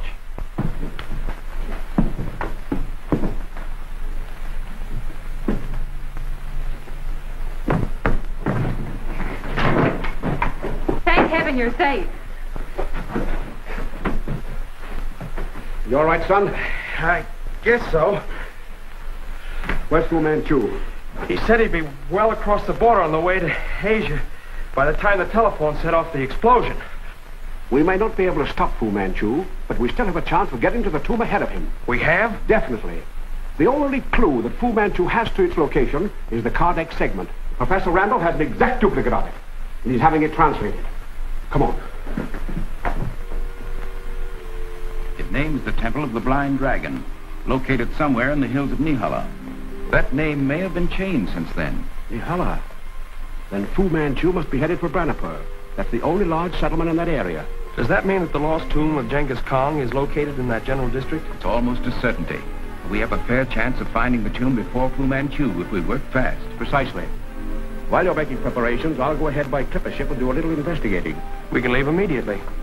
We? You forget it was Fu Manchu who murdered my father. He shan't escape if I can help it.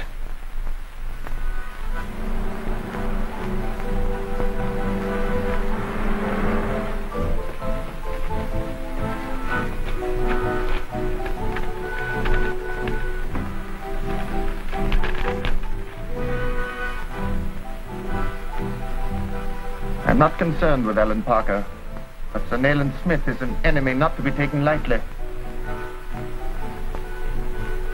Crawford is going to the Orient to attend a Saipan meeting. If he were on board the same clipper ship with Sir Nayland, anything might happen. I must use the telegraph at once. Pay them.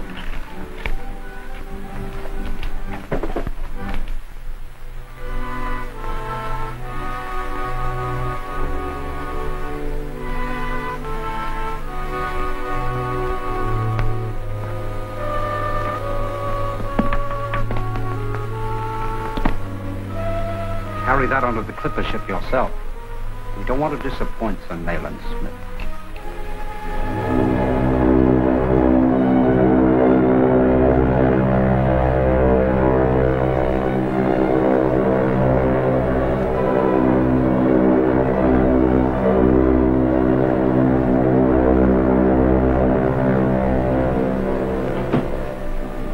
Now suppose we check with the wireless operator. He may have some word for us. I think it's a good idea.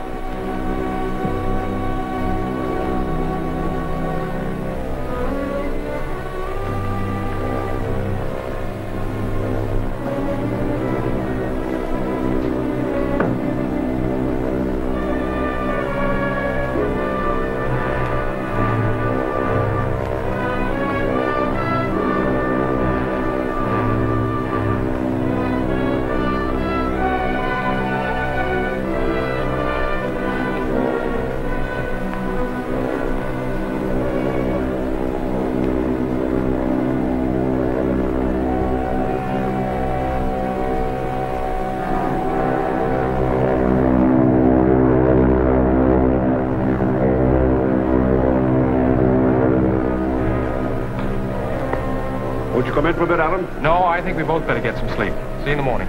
Good night.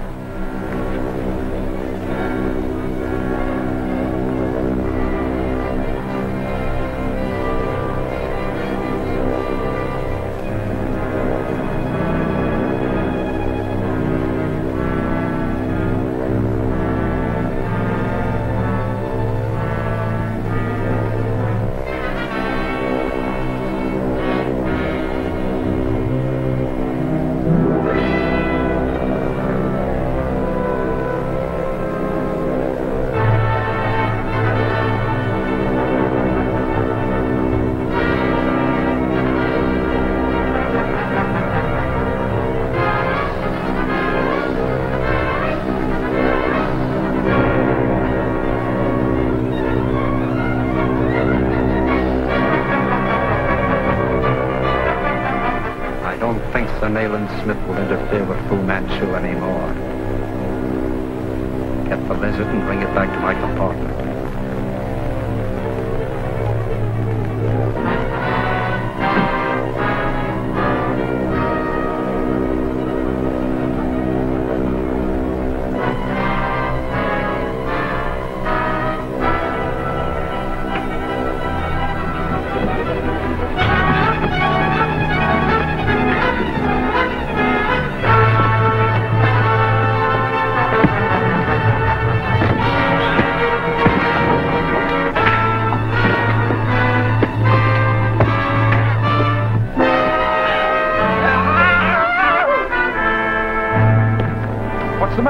A visitor.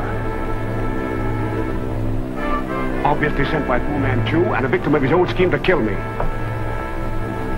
Why, that's Mr. Crawford's manservant. What's this you're saying about my servant? Only that he just made an attempt to kill me with a poisonous lizard. I suggest you have the body removed, officer. I will give you a detailed account of the accident later.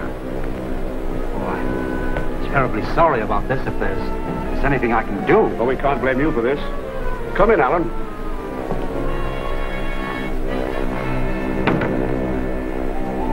I encountered one of Fu Manchu's poisonous lizards some years ago in Burma. The scent on the pillow put me on my guard.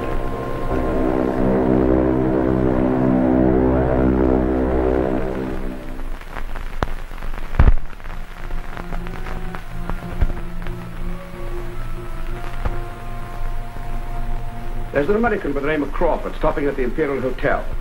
We have every reason to believe he's working for Fu Manchu. You might have him here on a routine inspection. I'll call at once. Imperial Hotel, Mr. Crawford, please.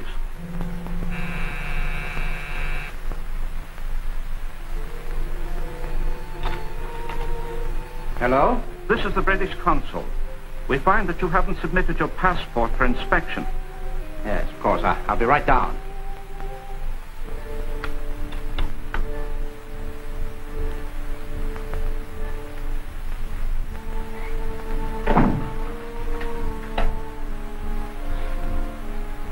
We'll check with you later, Wilson. Right.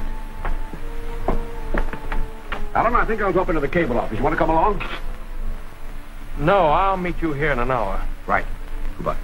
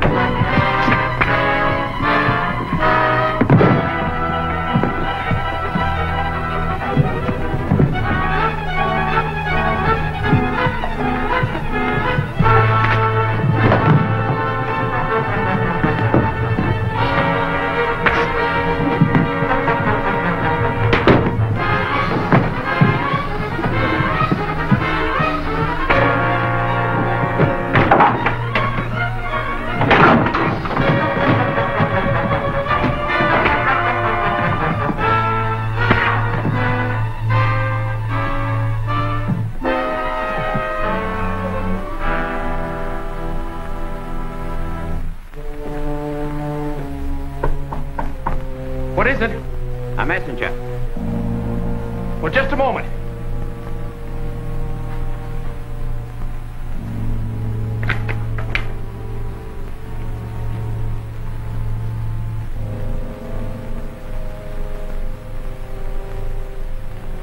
What is it?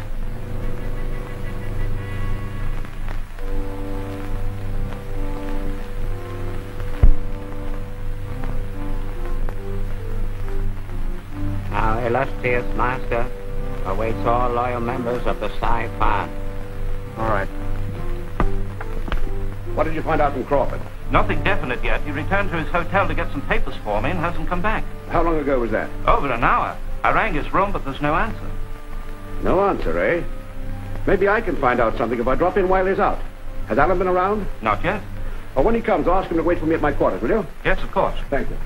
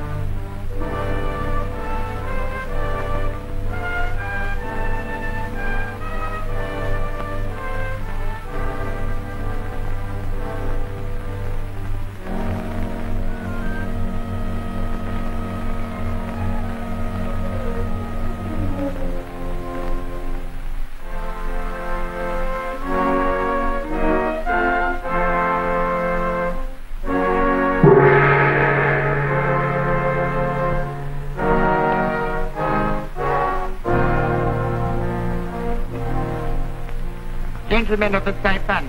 Illustrious one.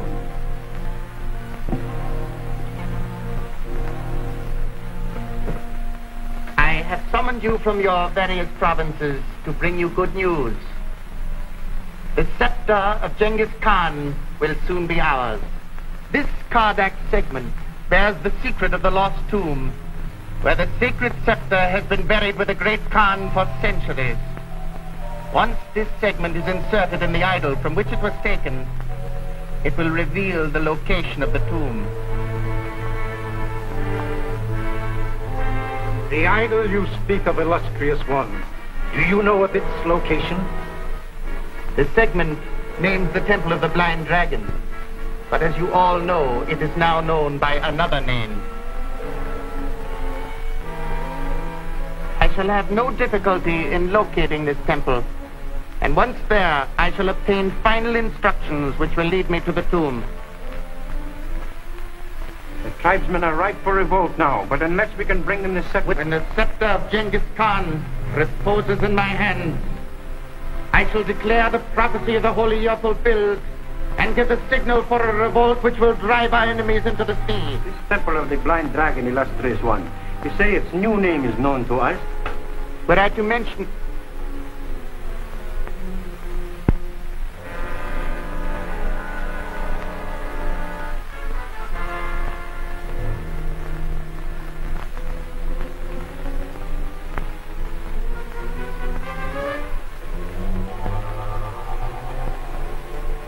Were I to mention it, you would recognize its identity at once. While Sir Nayland Smith and his young assistant, Allan Parker, are searching the wasteland for its location, I plan to win the goodwill of the temple priests and obtain the information we desire. Does that meet with your approval, Mr. Parker? You were very clever to trick my messenger into bringing you here. That feat was accomplished only once before in the history of the Siphon, and it may interest you to know that that person did not leave the room alive. And now, will you please honor us by rising, Mr. Parker? Stand back.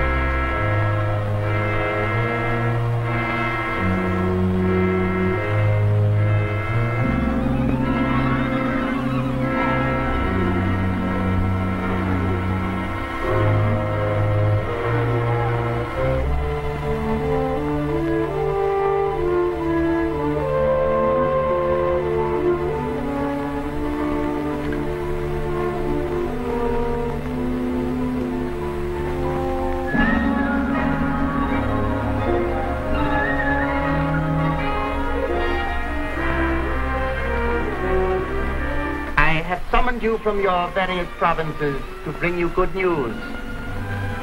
The scepter of Genghis Khan will soon be ours.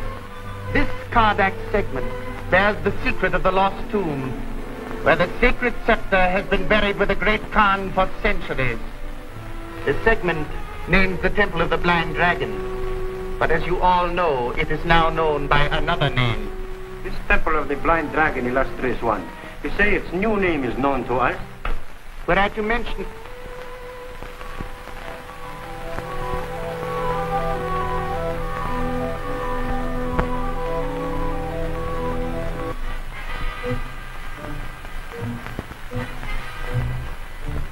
Were I to mention it, you would recognize its identity at once.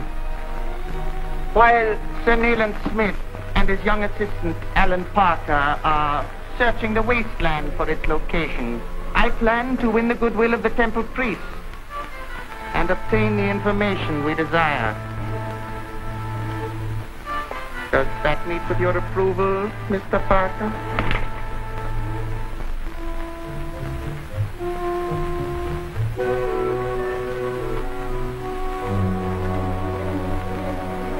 Will you please honor us by rising, Mr. Parker?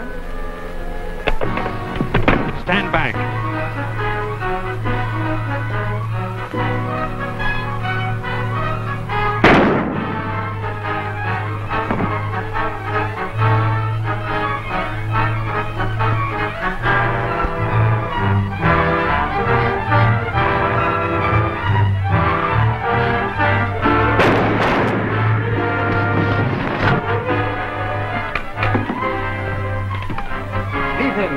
The dead serve another master.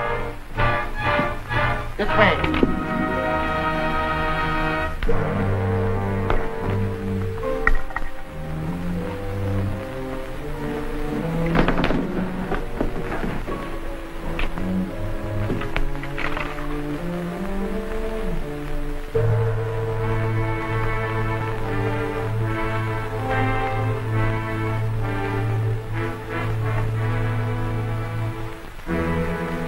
He's only wounded. Let's take him to the fort for questioning.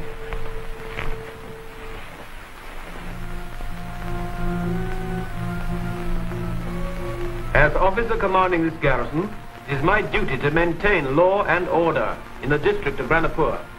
Anyone guilty of inciting the natives is usually handed over to a firing squad. You're rather a hole, Crawford.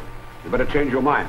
All we want to know is the location of this Temple of the Blind Dragon. I've already told you. I don't know where it is. We know its name has been changed, and you know what the new name is. Tell us that. Aren't you forgetting a gentleman by the name of Fu Manchu? My life wouldn't be worth very much if I talked. After what Major Carlton said, your life isn't worth much if you don't talk. Give us this information. Now see that you have safe transportation back to the States. Half the world away from Fu Manchu. Can I depend on that? If Major Carlton gives his word, we'll all vouch for it. All right. I'll tell you.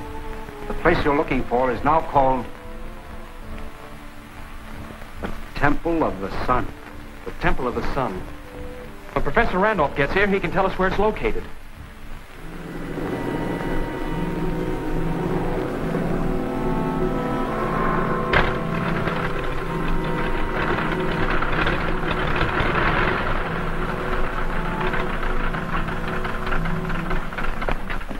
Hello, Dr. Petrie. Doctor? Hello, Nayland.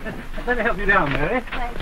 Well, you see me got here. How are you, Mary? Fine, Nice thank you. to see you, Doctor. How are you, Mary? Fine, thank you, Alan. We have good news for you, Professor. Then you found the Temple of the Blind Dragon? Well, practically. We've learned that it's now known as the Temple of the Sun. Does that mean anything to you? Why, certainly. That's a holy shrine, located in the heart of the Nahala Mountains, and a good day's journey from here. Then there's no time to lose. I'll ask Major Carlton for a military pass for the plane. Alan will show you our quarters. Oh, right.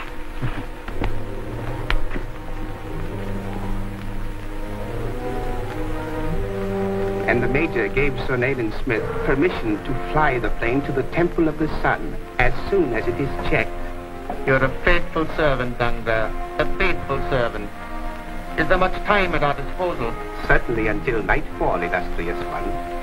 The plane has come from afar off, and there is much work to be done. Even time serves me. I've evolved a simple plan which will prevent Sir Nayland Smith from ever again interfering in my affairs. And Crawford, the informer, illustrious one. Are we not going to avenge his treachery? In good time, Dangrau, in good time. Meanwhile, this is what I want you to do.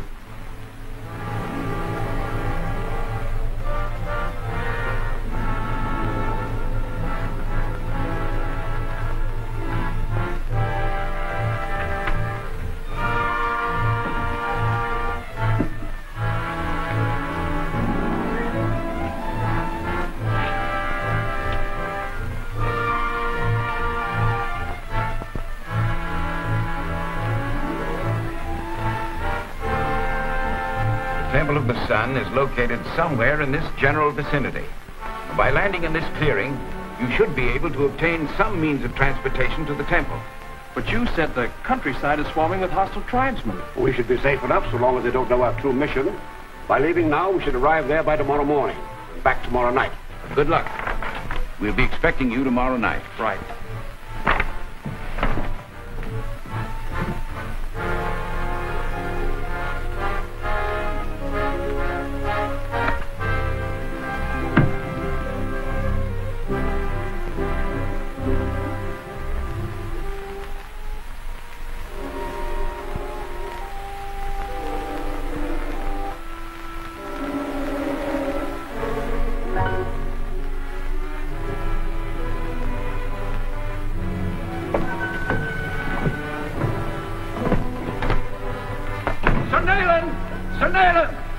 Here comes Randolph. There must be something wrong.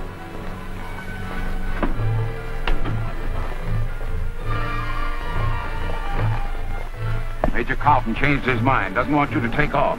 Where is the Major? In his office. He wants to see you both. Maybe we can make him change his mind again.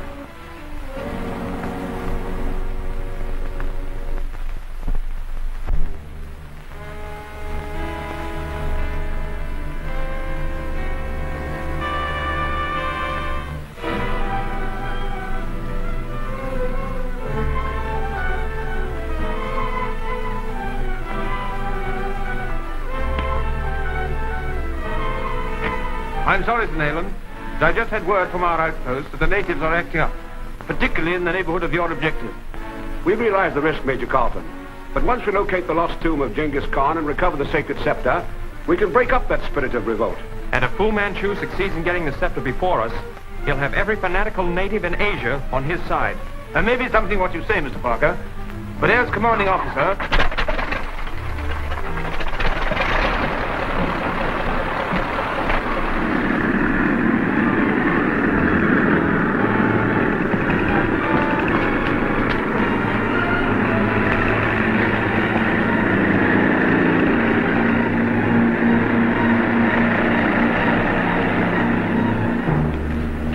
It was Mr. Crawford, sir. Crawford? He must be insane.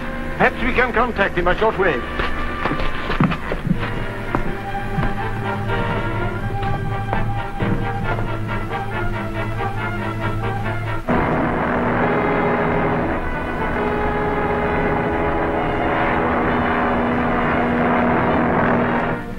Calling Sir Nayland Smith and Allan Parker.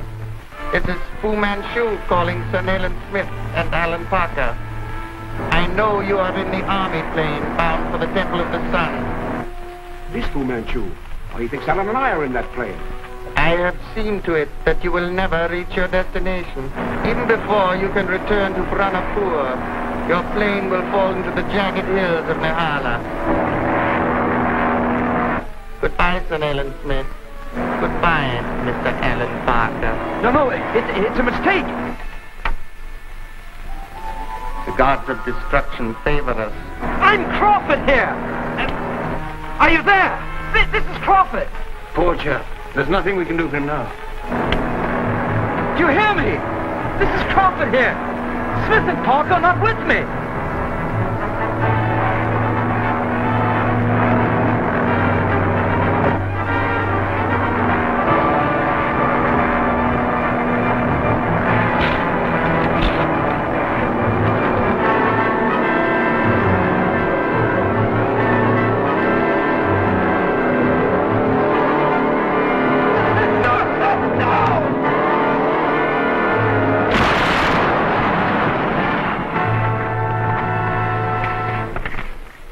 On the contrary, Major. We are now more determined than ever to reach the Temple of the Sun. With the destruction of our plane, the only means of getting through is by motor car. And I needn't tell you of the risk involved. That's the only way Fu Manchu can travel. So if we get an early start, we can get there ahead of him. I can't spare any of my troops, but I can send an additional man and a driver with you. That will be splendid, Major. After all, our mission is to contact the temple priest and prepare him for the caravan that is to follow later.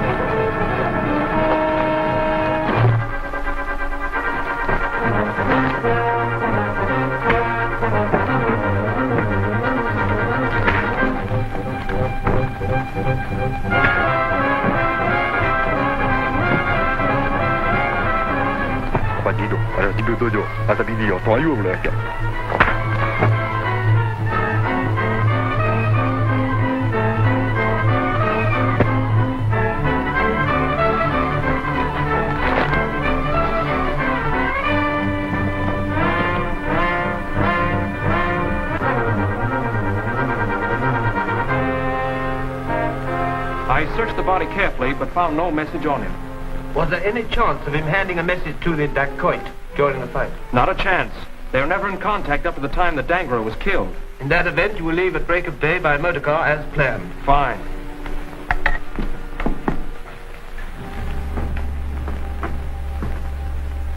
Then it was Crawford who was killed in the plane crash. Yes, and according to Dangra, Sir Nayland and Allan are planning to leave by car at dawn with their copy of the Kardak segment.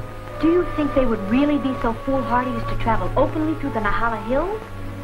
They are apparently desperate to reach the temple before us, or else they underestimate their danger. Okay. Send word to the various leaders. Tell them to order out their tribesmen at once and...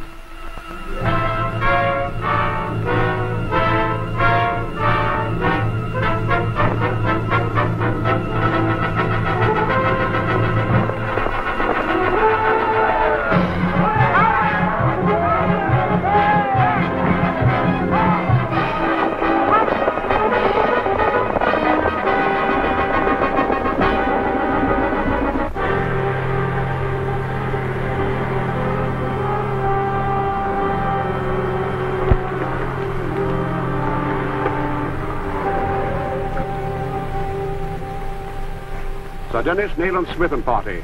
Official business, Foreign Office. Carry on, Sergeant.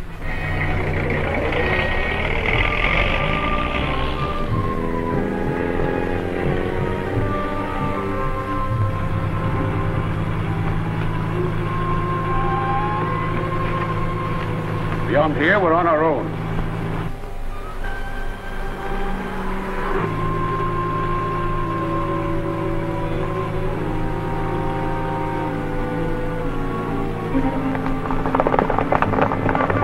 It's an ambush.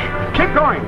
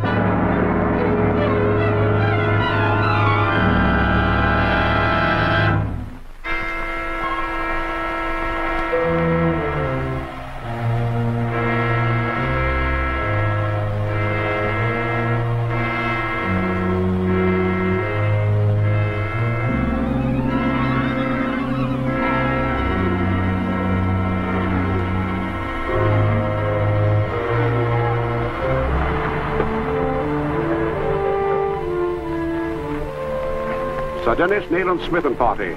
Official business, Foreign Office. Carry on, Sergeant.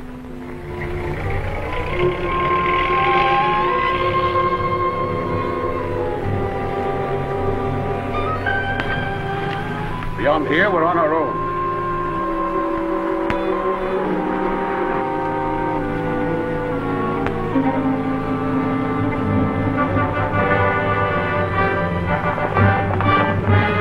It's an ambush. Keep going.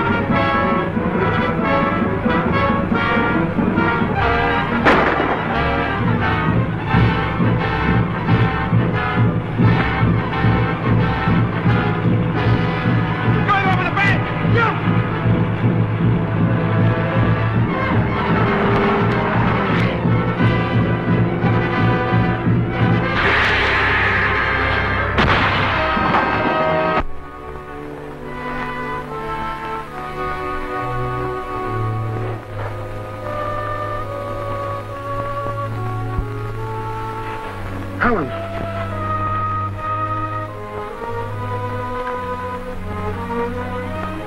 I hope he takes word back we've been killed in the crash. Has there been any report from the hillmen? The 2 soldiers were killed, illustrious father, but they could find no trace of Sir Nayland Smith and Allan Parker. Then they must be hiding in the hills, waiting for Randolph and the others. If they reach the temple with their copy of the Kardak segment, nothing can stop them from discovering the location of the lost tomb of Genghis Khan. I think I know how to stop them. We must reach the temple before they do.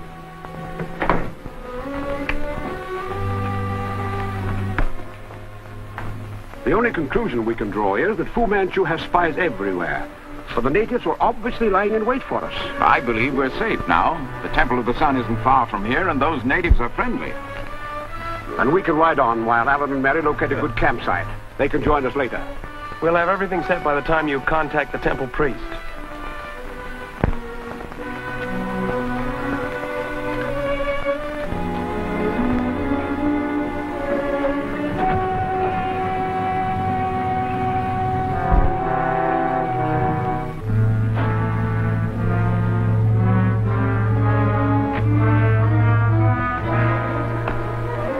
Here's a chance to show what a good Girl Scout you are. See if you can find some water. All right.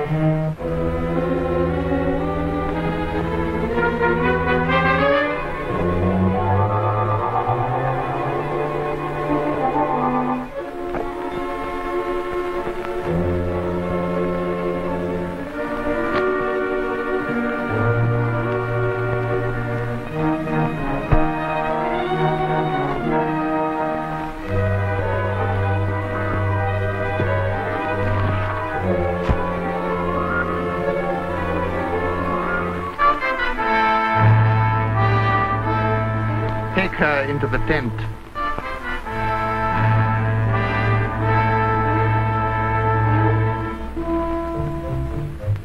Fu Manchu is your master. You will obey him without question.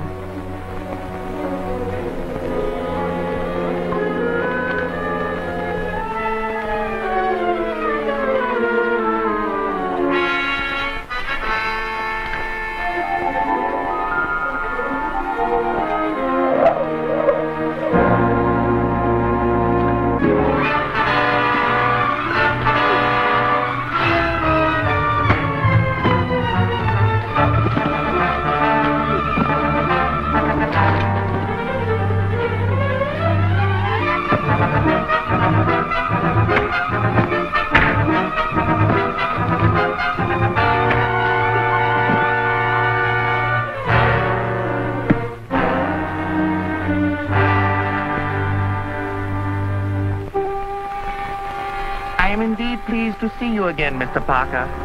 I was about to pay a formal call upon your friends at the Temple of the Sun. But first, I shall arrange for your entertainment while I'm gone. Bring him.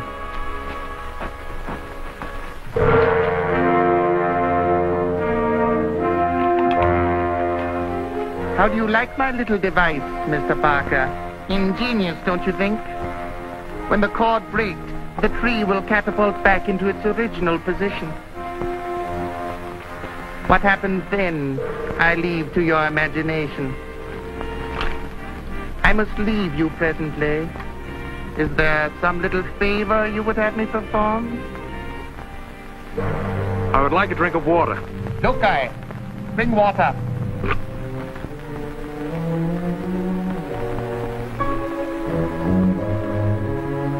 Here is the water you asked for, Mr. Parker.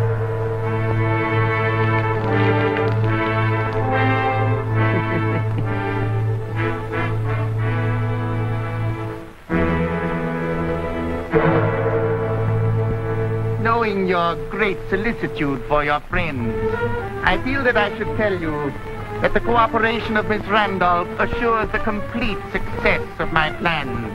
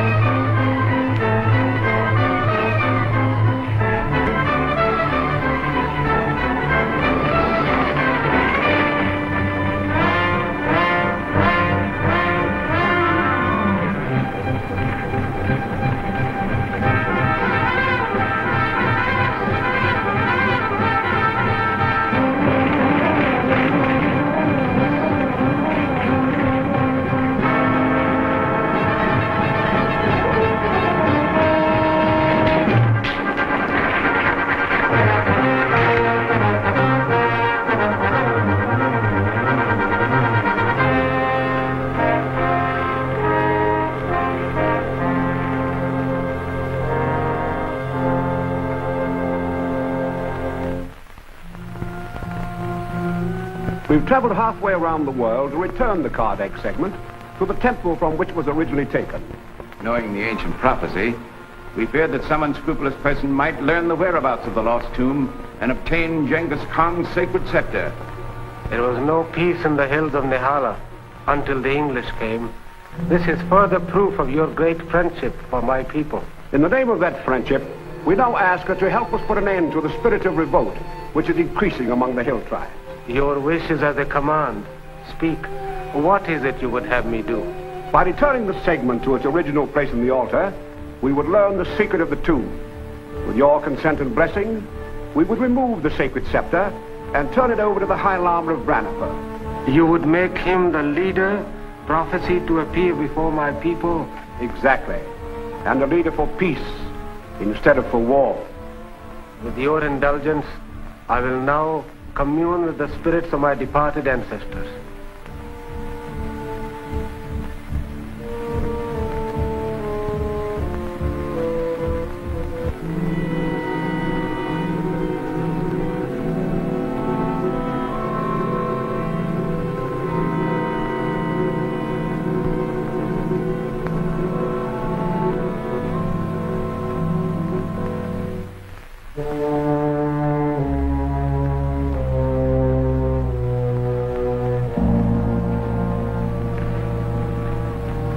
Thank you, gentlemen, for your forbearance.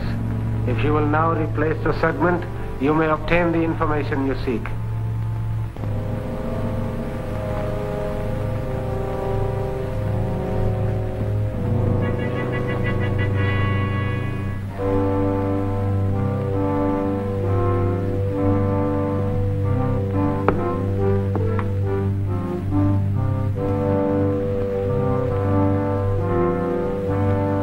That is strange.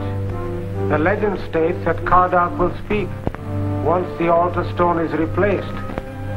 But that part of the prophecy must have been added by some well-meaning but misguided follower who was carried away by his devotion. I've made a copy of the inscription. As soon as I translate it, we'll have the key to the location of the lost tomb of Genghis Khan. May Kardak bless your endeavors. Kardak will not bless impostors. Here is the real segment so long lost from your Kardak altar. These men, Sir Frye, are plotting to seize the great Khan's scepter and start rebellion. I come to you in peace. Let this speak for me.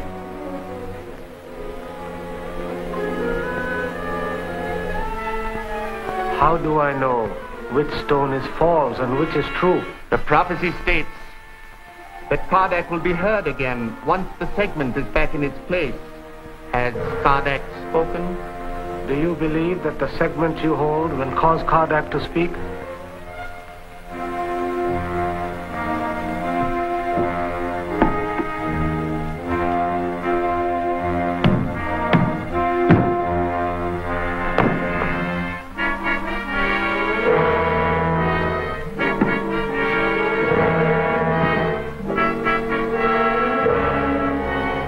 Kardak, goddess of the sun, speak. Kardak is free once more to speak. An ancient evil is about to be undone. This man is clever, unscrupulous. This is a trick.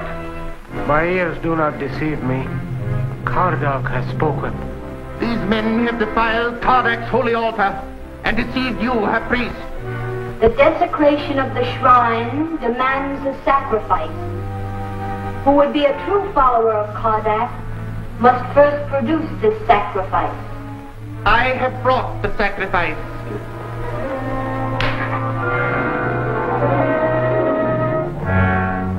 Mary! She's hypnotized.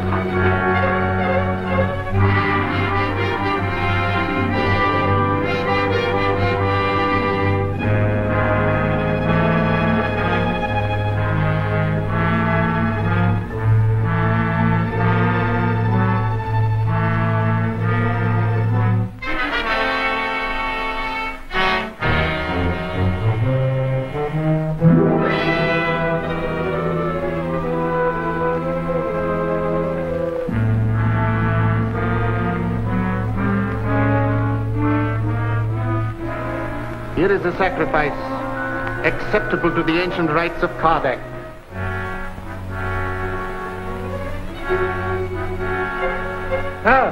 Some niggle now.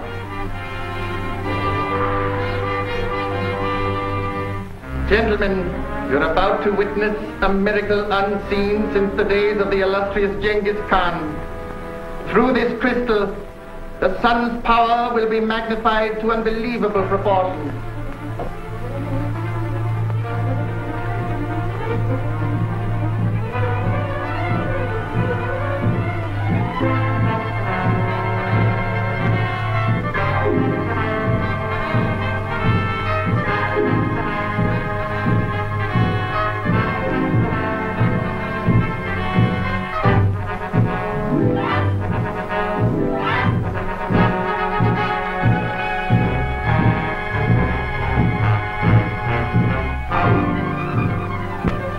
Small idol in the path of the ray is a solid brand.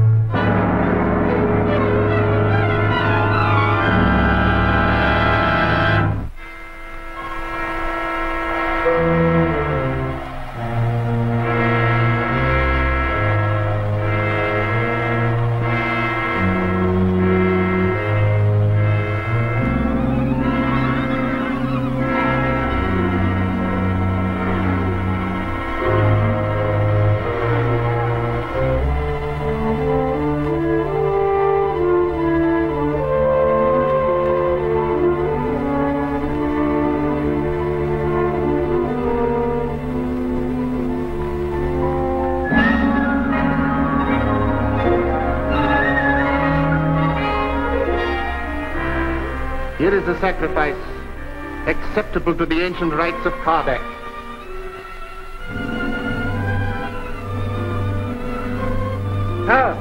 Come, निकल जाओ.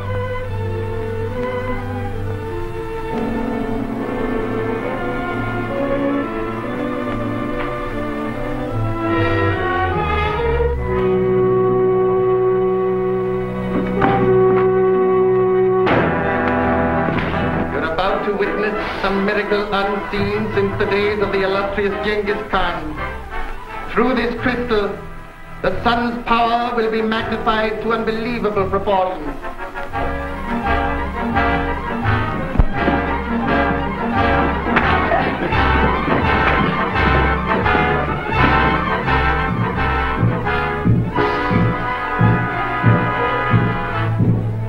The small idol in the path of the ray is of solid bronze.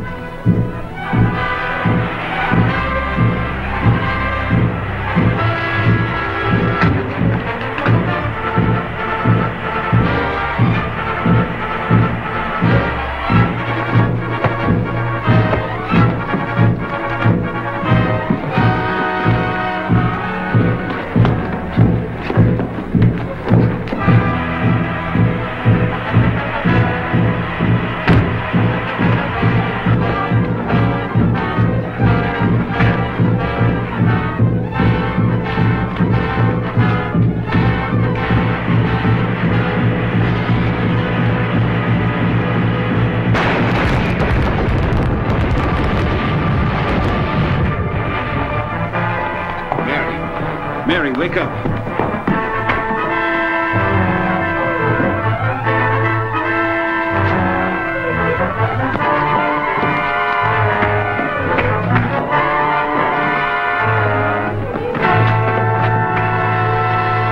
Tie those two men and take them to the dungeon.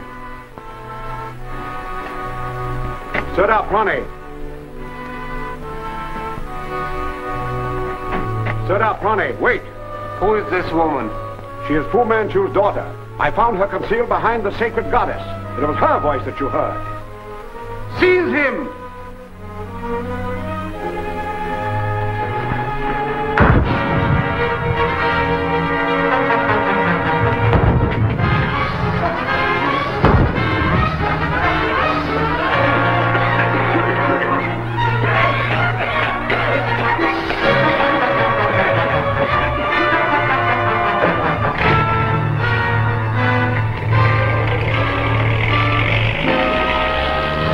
On to catching them now. Let's go back in.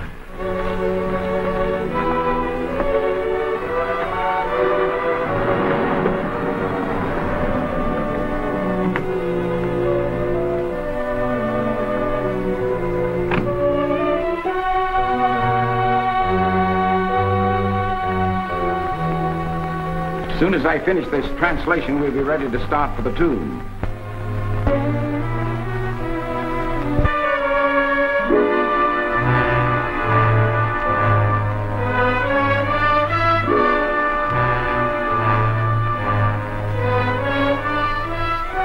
Dragon Gorge. You know where that is, Sir Prani? Yes, it is a narrow defile in the hills about 5 miles east of here.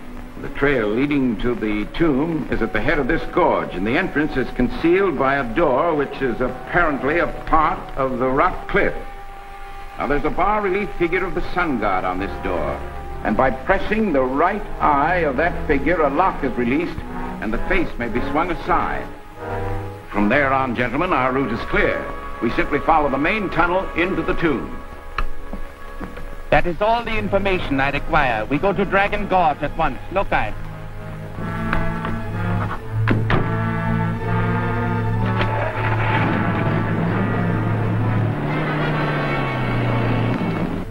That is all, except for a rather sinister postscript. Death guards the entrance. Beware. There must be a trap in that gorge. We'll have to proceed very carefully. Let's get started. There's no need for all of us to go. Allan and I can do the job. You and Petrie better stay here with Mary. Do you think it's safe for just you two to enter the tomb? Why not? Fu Manchu can't know where we're going. Goodbye, Mary.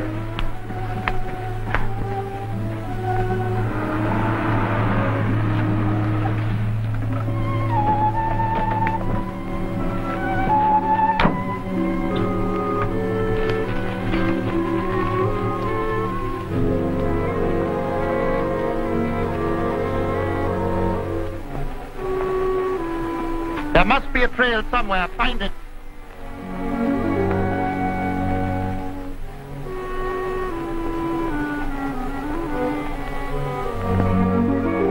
Master! Master!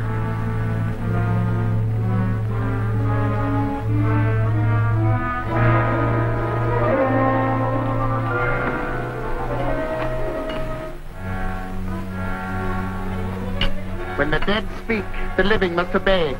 The arrow indicates the true path. Proceed.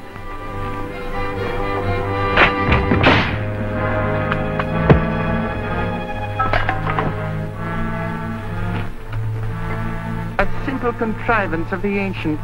A spear gun clipped by a vine. It is on that hill. Collect those spears. Reset that trap. Hide the body carefully. This will make a pleasant surprise for Sir Nayland and his friends.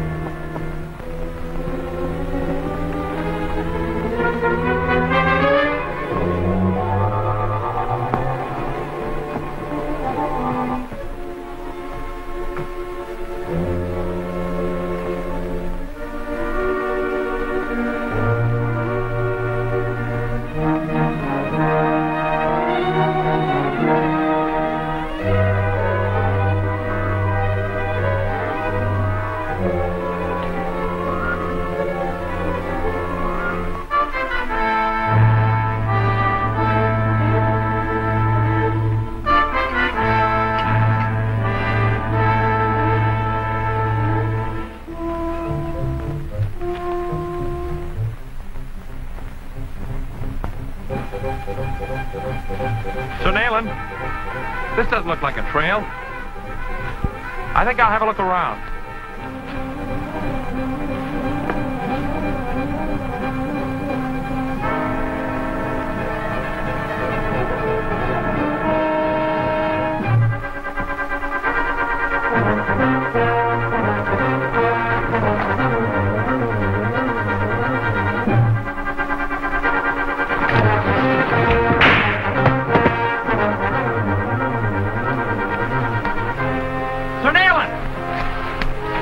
Are you all right? Yes, I'm all right. A spear trap? Yes. This must be the danger the inscription warned us about. Well, let's hope this is the only one. We'll have to be more careful. At least we know we're on the right path now.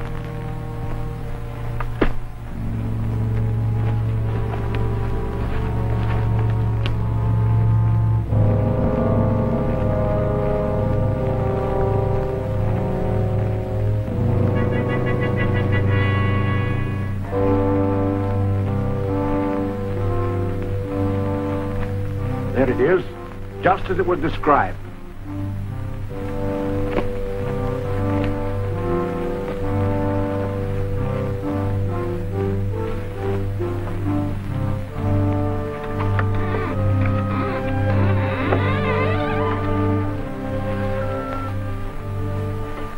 Tomb of Genghis Khan. This is only the entrance, but we should have no trouble from here on.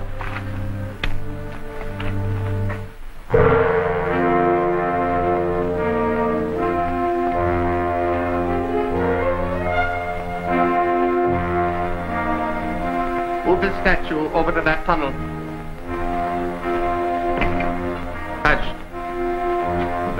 Boiler. Intermission power. Look at it.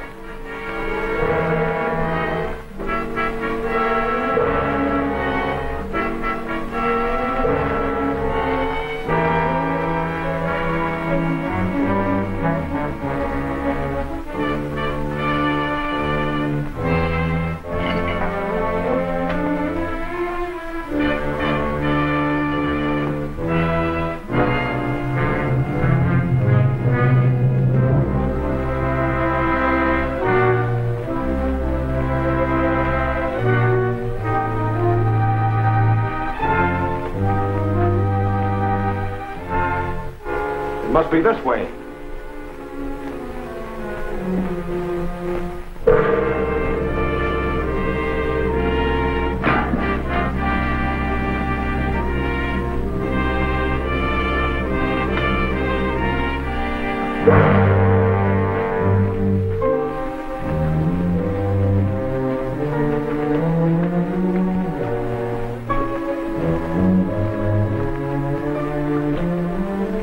We must have taken the wrong turn unless there's some secret door here.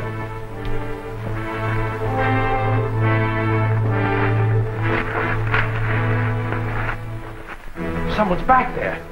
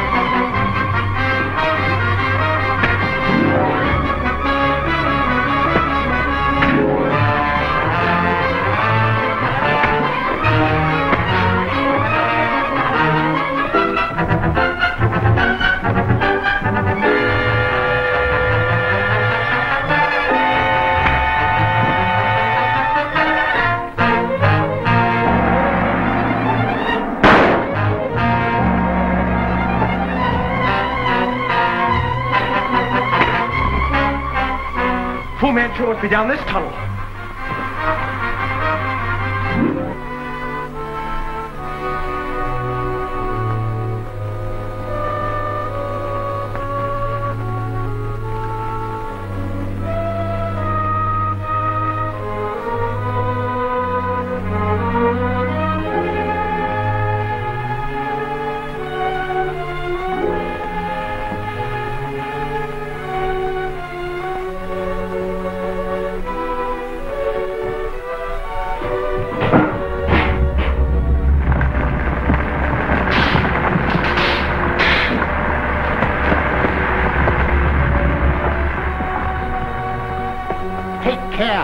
Heavy sound vibration will bring the whole ceiling down on us. Where are the others? We were discovered, Master. They are coming this way.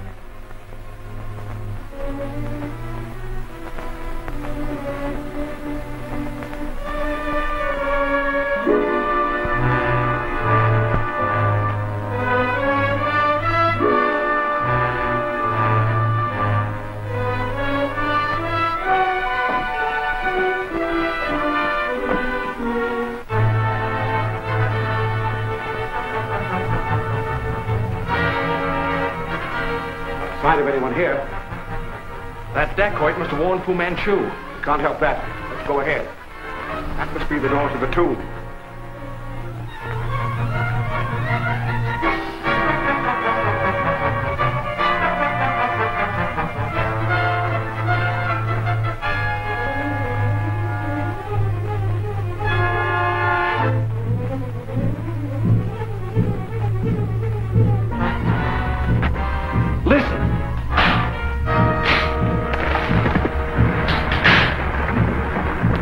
Drop the Fu Manchu and bring the whole ceiling down on us. Let's get out of here.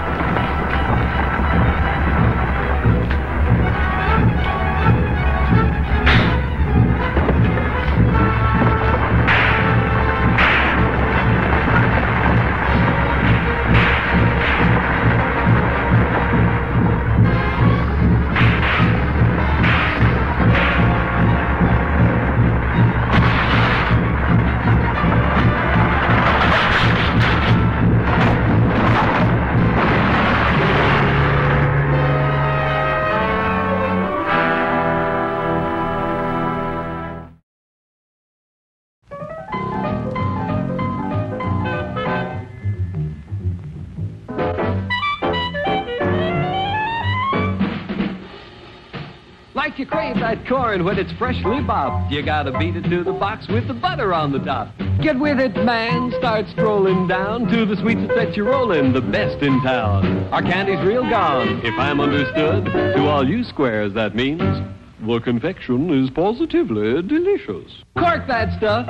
Give me 5. Let me send you into this nutty jive.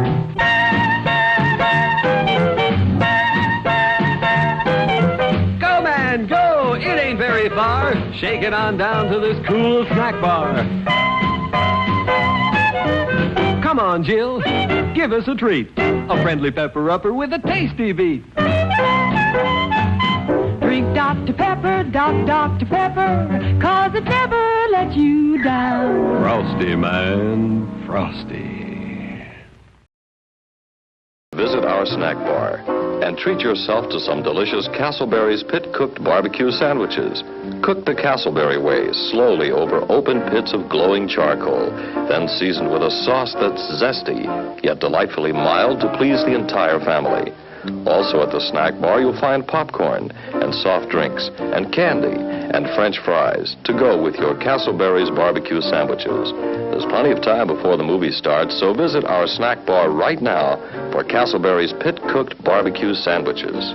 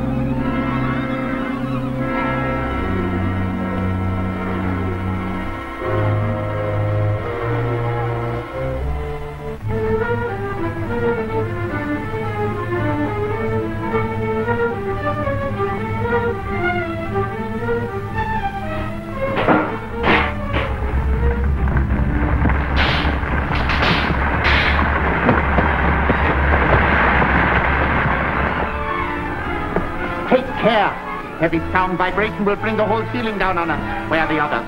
We were discovered, Master. They are coming this way.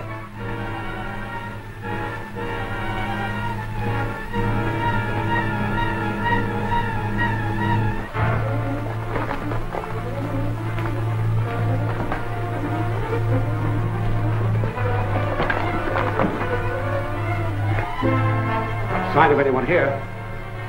That dacoit must have warned Fu Manchu. We can't help that. Let's go ahead. That must be the door to the tomb.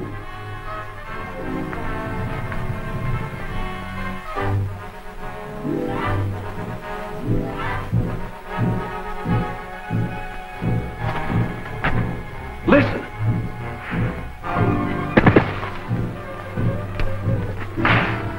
The drums of Fu Manchu. They'll bring the whole ceiling down on us. Let's get out of here.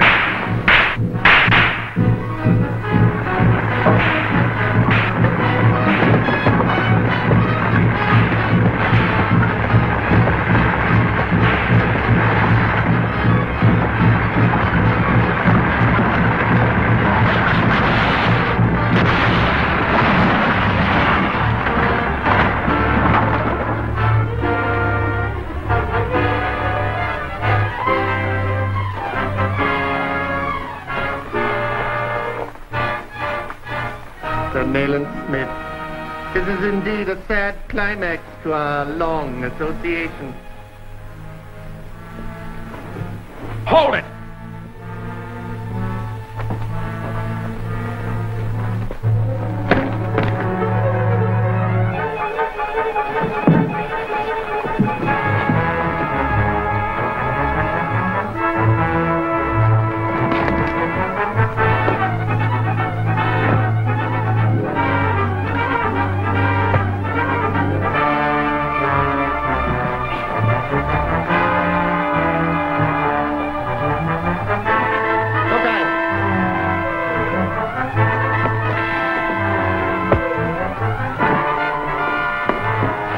Halt! Come back here.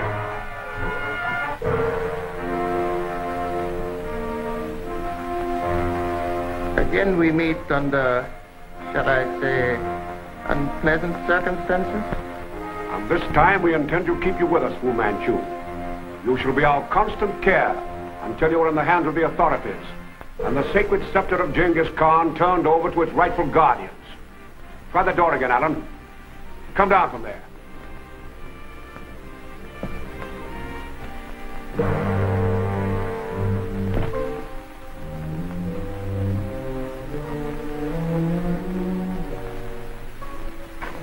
I can't find anything here. Look over the side wall.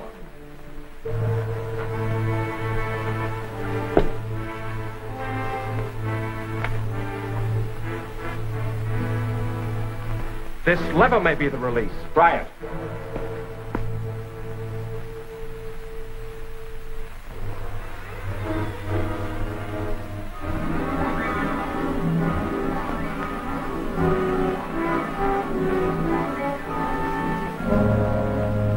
The tomb of Genghis Khan, resting place of its sacred scepter. I can understand how you feel, Fu Manchu. If the scepter had fallen into your hands, you would have used it to become the leader in a revolt that would have thrown all of Asia into war. Fortunately, that danger has been averted. The scepter will be turned over to the High Lama, who will lead the tribes back into the ways of peace. Perhaps, but the decision may still rest with Genghis Khan. You see, Sir Nayland, he wrote that inscription. Only in death did I enter here. And for you who enter otherwise, forever shall you remember and forever regret. You stay here with him, Allan. No, Sir Nayland. Your life's too important to risk now. But it's my duty.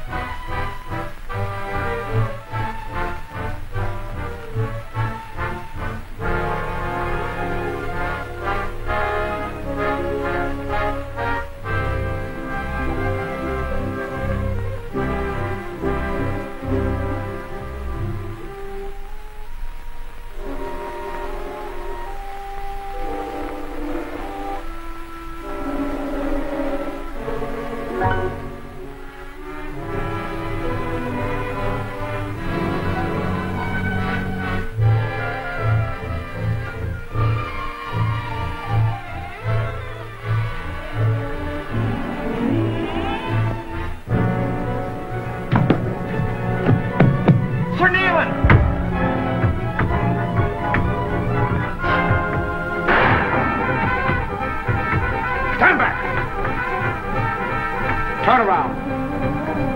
Put your hands behind your back. Sir Nayland!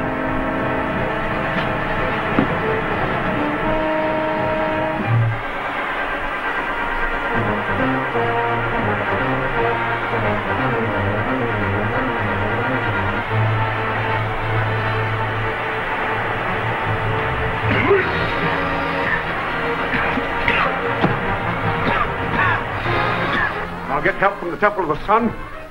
Break that door down if I have to dynamite it.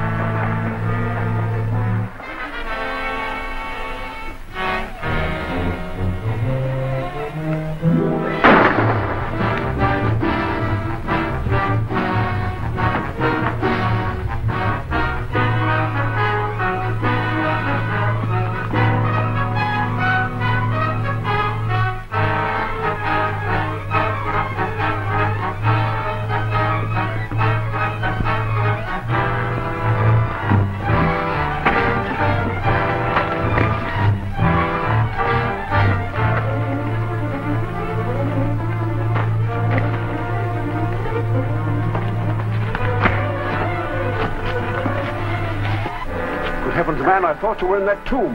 How did you get out? Luckily, I found the secret exit. The scepter. Didn't you get it? Yes, it's safe. I hid it. I'll get it. This doesn't seem to be your lucky day, Fu Manchu.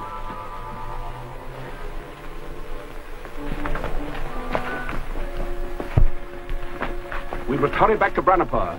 Some of Fu Manchu's men may spread the word that we have this. We shouldn't have any trouble getting back to the temple. But how about the road from there to Branapur? If the tribesmen have already started the revolt, we'll never get through.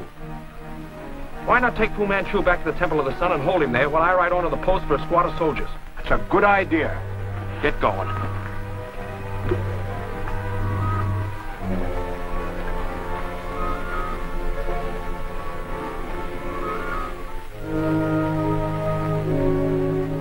I'm sure no one will molest us here in the temple. We can keep both Fu Manchu and the scepter safely while you go for the soldiers, Allan. Good.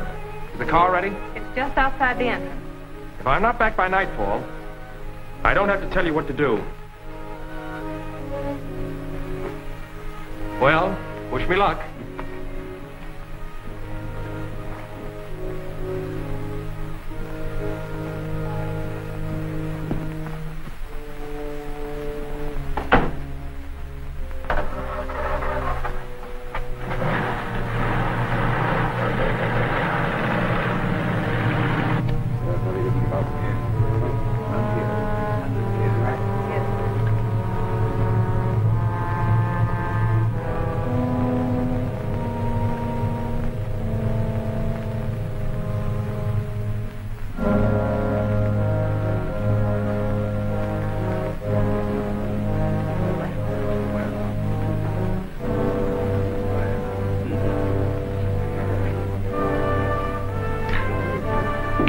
Stay where you are, Sir Nayland.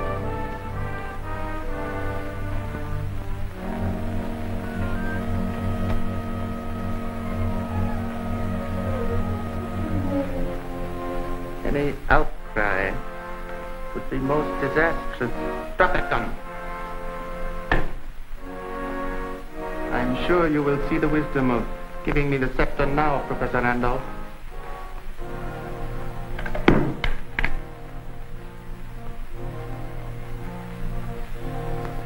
Will you kindly step this way? Do you really expect to escape with a scepter, Fu Manchu?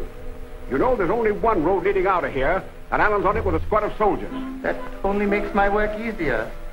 With the dynamite you have at your camp, I shall have no difficulty in removing Mr. Parker and the soldiers.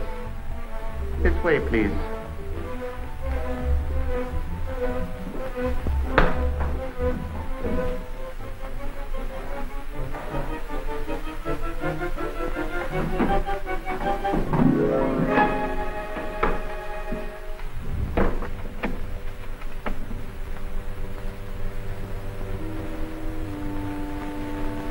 Drive to their camp and get the explosives, then return here.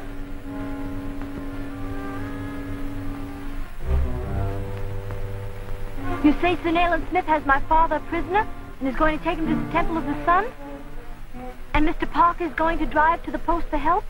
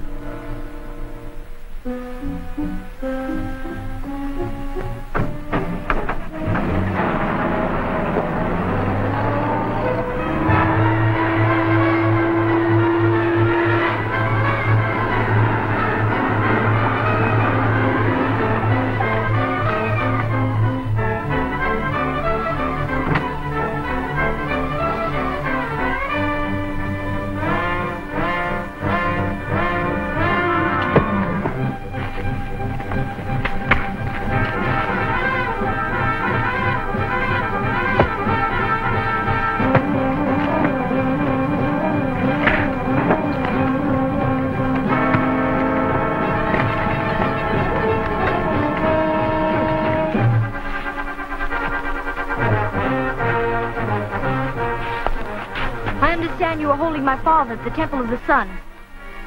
If you think taking me prisoner will change that, you're making a mistake. I expect to be able to make your friends see the advisability of exchanging prisoners.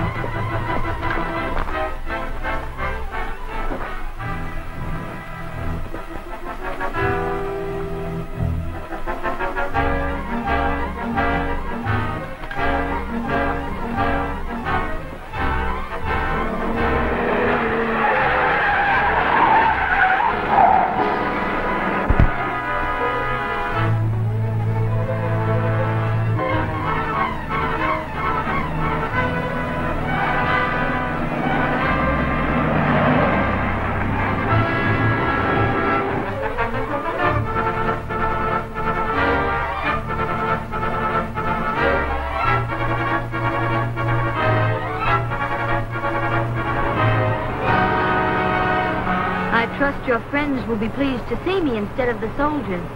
I know my father will.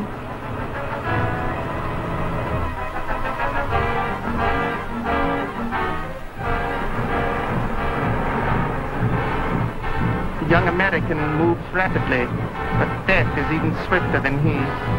It is a rare privilege to be able to remove all opposition and wipe out an old enemy at the same time.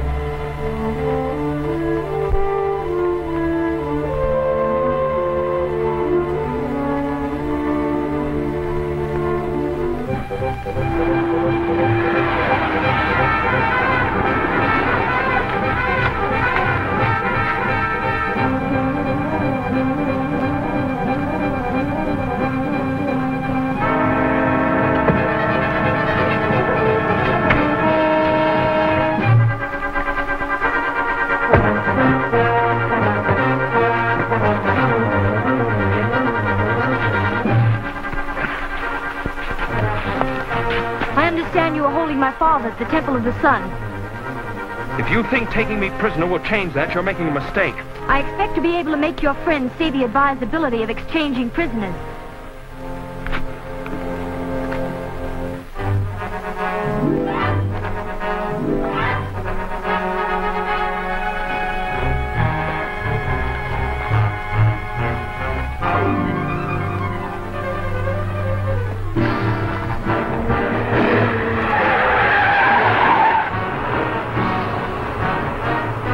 I trust your friends will be pleased to see me instead of the soldiers. I know my father will.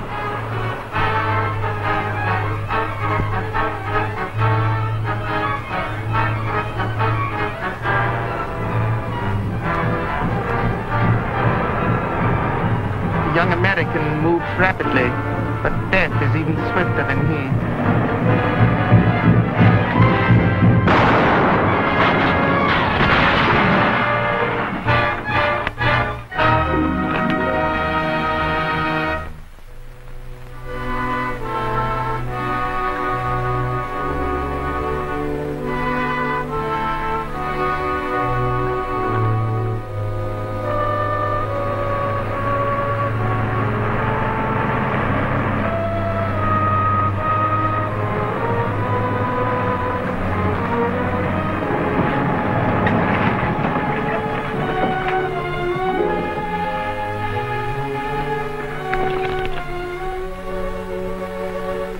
My daughter.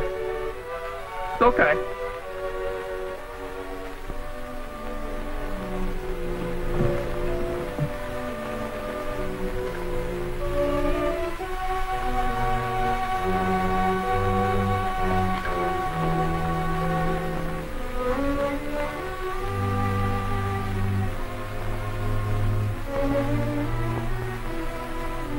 Follow Suee.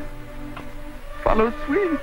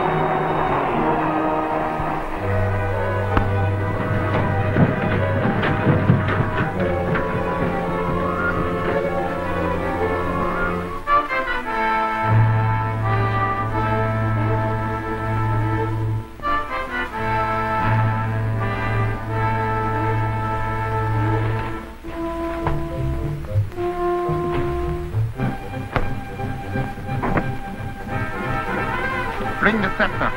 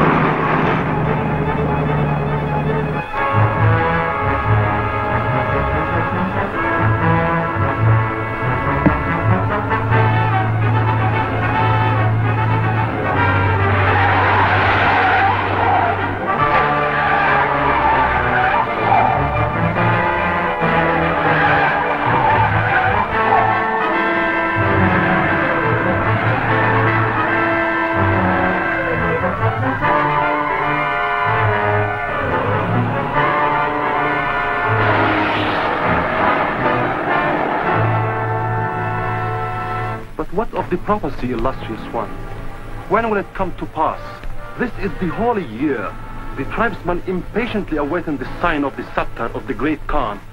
Events have not transpired as I expected they should. At the moment, the young American, Allan Parker, has the sacred scepter. Allan Parker has the sacred scepter of Genghis Khan? Yes, but not for long. In order to get it to the Fort Ranapur, he must pass through you on the Hala Hills. My tribesmen will bring him in upon the points of their swords. That is good. When can you get a message to them? Immediately. Within the hour, the beacon will flame. Every road and track through these hills will be a death trap. Give your orders at once.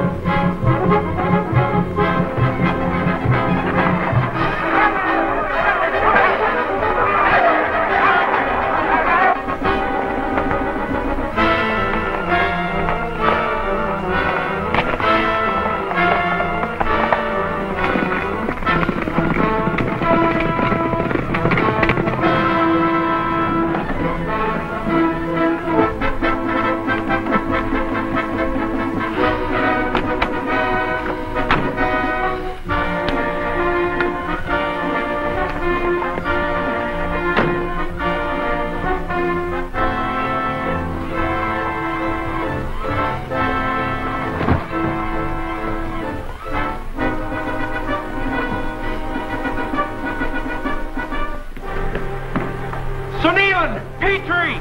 Here! In here, Allan!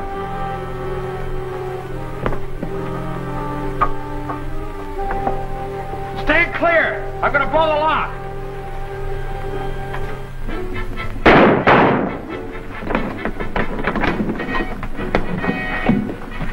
We never expected to see you again. What happened? The scepter. Yes, Alan, what did happen? It's a long story, and I'll tell you later. But we won't be safe until we get that back in Randolph. It's going to be very difficult. The hills are swarming with hostile natives. And to make matters worse, the leaders are working with Fu Manchu. Yes, I know, but we'll have to try it anyway. The sooner we get going, the better chances we have. Come on.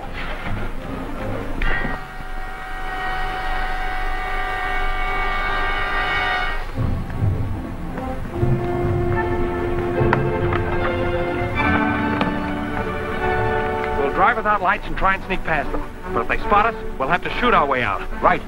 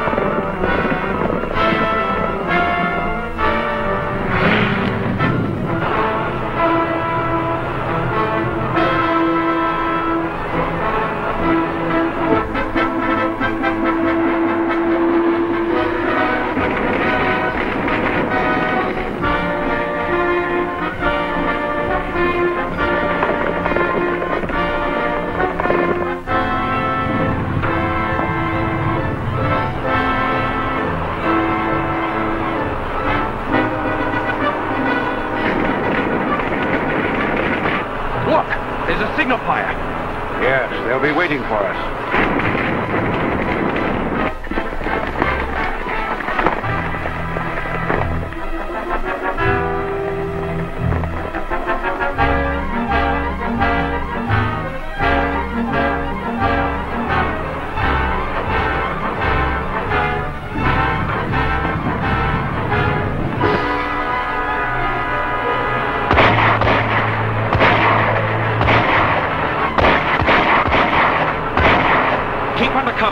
I think we can make it.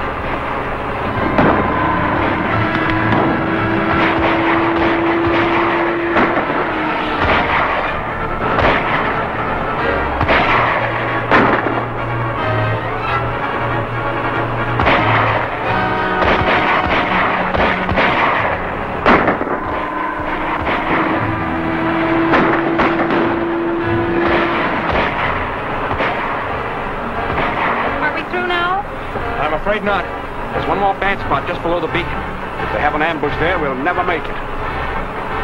Don't you think we better make sure the gorge is clear before we drive into it? Quite right, Alan. Drive off the road here. You and I will scout ahead on foot.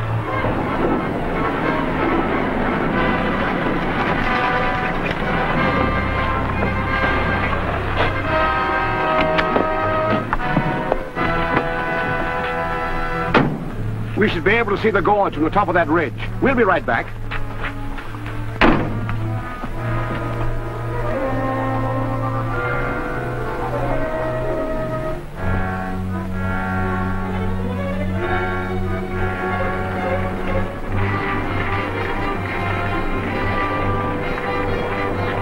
It looks all right. Yes. Look. They're coming up here. Quick, you get back to the car. I'll stop them until you get through. No, but how can you do Never mind about me. I'll be all right. Hurry.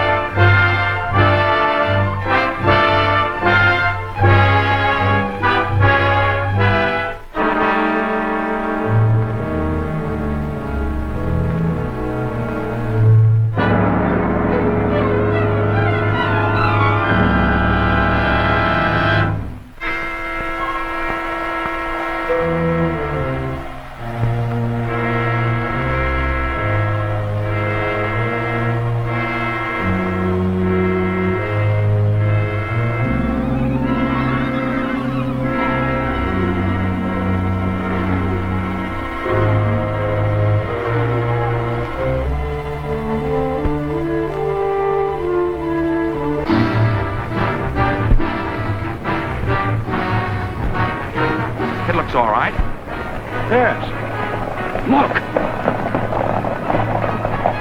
They're coming up here. Quick, you get back to the car. I'll stop them until you get through. No, but how can you do Never that? mind about me. I'll be all right. Hurry.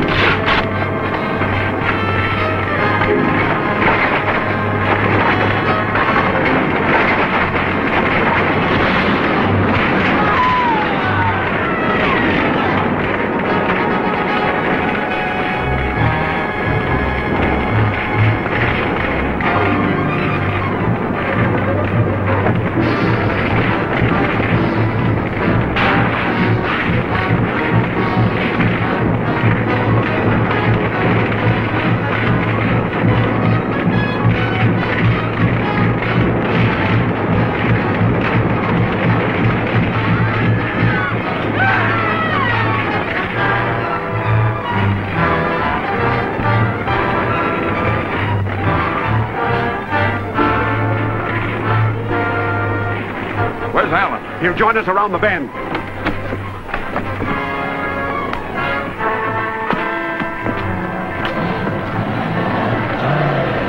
Keep going!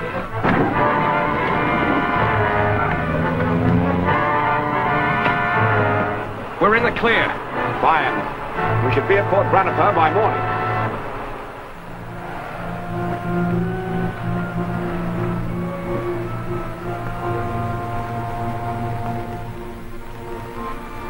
You've done a magnificent piece of work for the Empire, Sir Nayland. With the sacred scepter of Genghis Khan in our hands, the peace of Asia is assured. The work's not quite finished, Major Carlton. Until the scepter's in the hands of the High Lama, there's still danger of widespread revolt. At least we kept it from Fu Manchu. Determined as he is to get the scepter, he wouldn't dare attack the fort. Would it be possible to have the Lama come here to get it? Yes, I think that can be arranged. I'll telegraph him at once.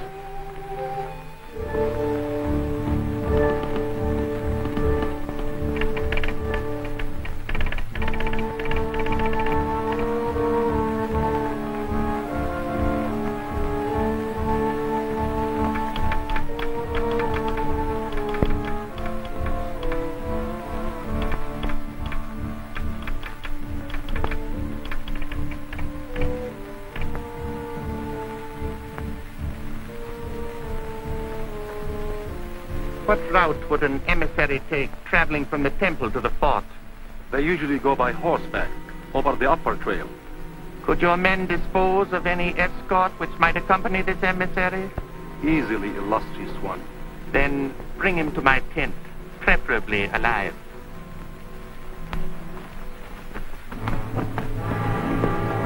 The High Lama is unable to come himself, but he is sending an emissary who should arrive this afternoon. Good. In the meantime, I can be making out my report to the Foreign Office. Certainly, certainly. I'll see it are not disturbed. Thank you. Oh, Sir Nayland, allow me to put that in the safe. Thank you.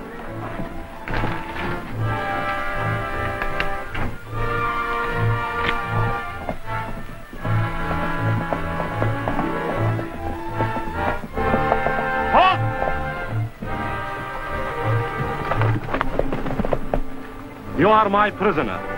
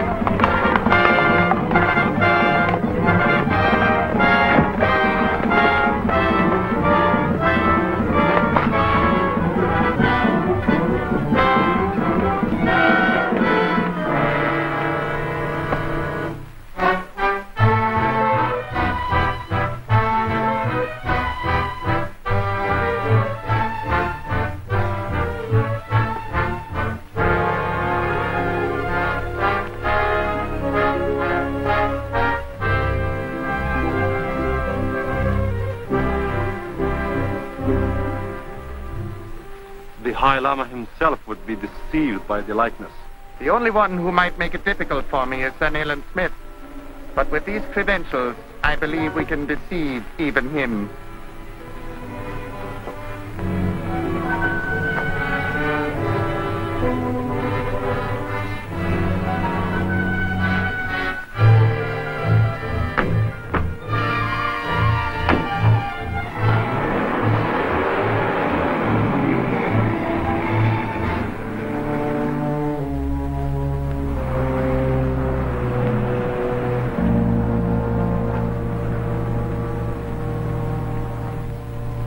The emissary from the High Lama to see Major Carl. Yes, sir. He's expecting you.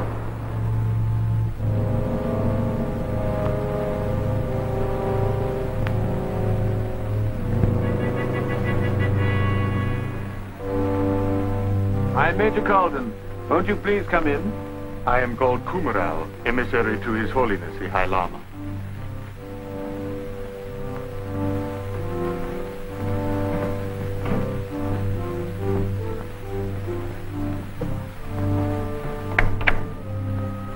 These are the gentlemen who helped Sir Nayland recover the sacred scepter of Genghis Khan. Professor Randolph, Mr. Allan Parker. Kumaral, emissary of the High Lama. It is a great pleasure to meet those who have been of such service to my people. Is Sir Nayland still working on his report?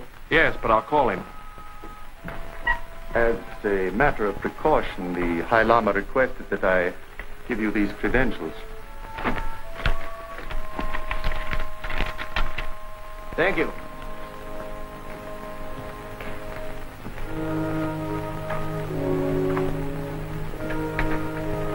You see, we're taking no chances with scepter falling into the wrong hands. Sir Nayland is still busy and has to be excused. I am most anxious to meet the illustrious gentleman. I have heard so much about him. You'll hear more about him, I'm sure, once he rids your country of the menace of Fu Manchu. And now, with your permission, may I return to the High Lama with the sacred scepter?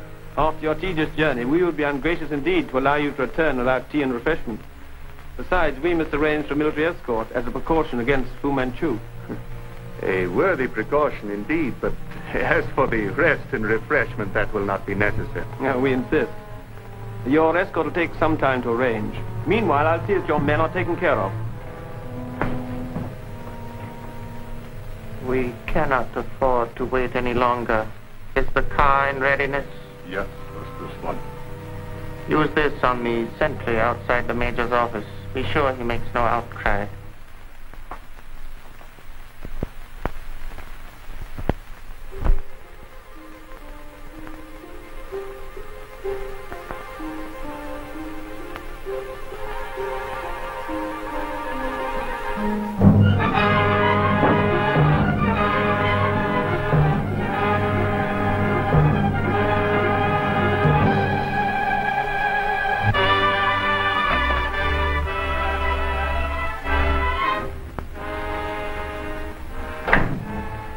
May I be of service? Yes, Major. If you are wise, you will make no outcry and go quietly to that closet. Don't touch that button. Then you're not the emissary of the High Lama, but one of Fu Manchu's hirelings. Not one of his hirelings, Major. Fu Manchu himself. There is too much at stake to entrust this matter to a subordinate. But we waste valuable time. Go to the closet.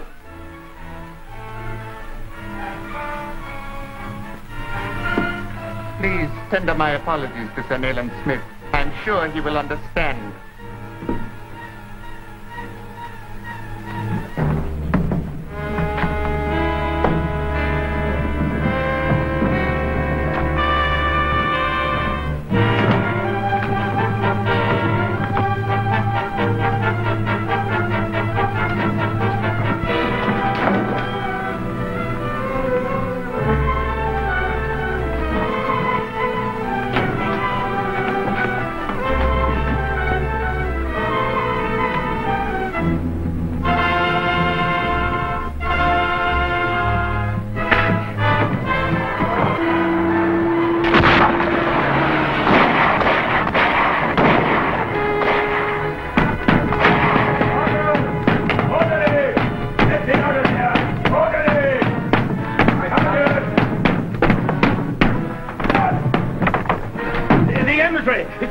Manchu! He has the scepter!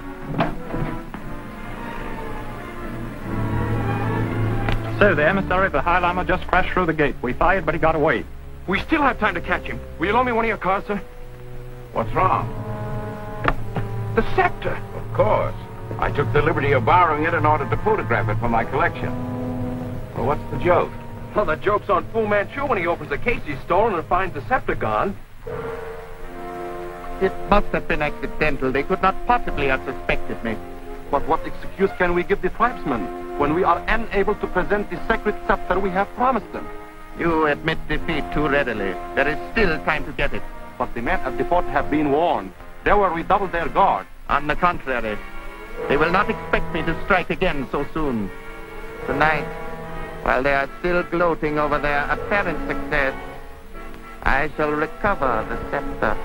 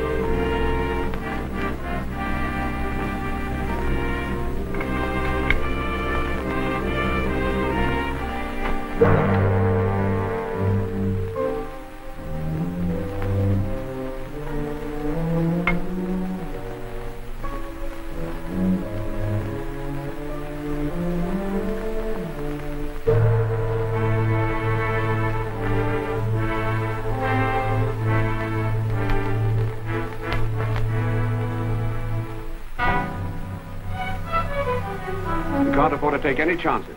There's no telling when Fu Manchu will strike again. Why not sneak the scepter out tonight? We can reach the temple by dawn before Fu Manchu has time to gather his forces for another attack.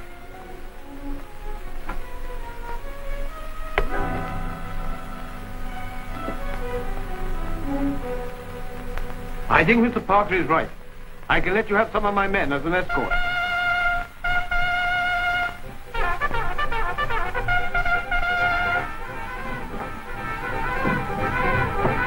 Something's gone wrong. Let's have a look.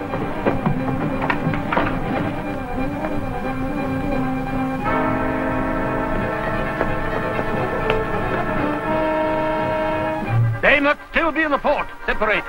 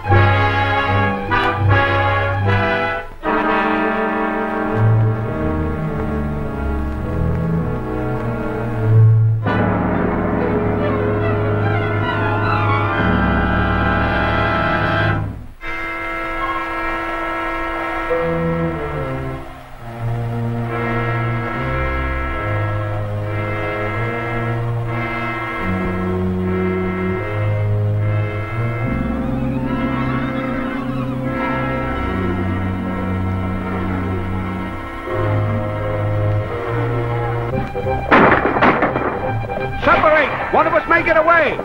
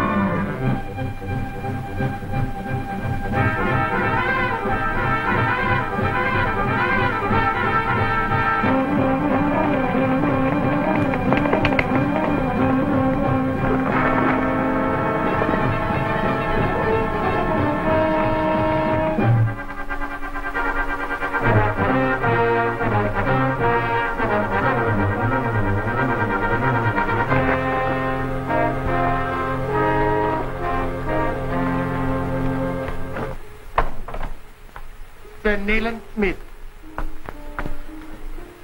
It is indeed a pleasure. For years you have hounded me. Now you will be very useful to me.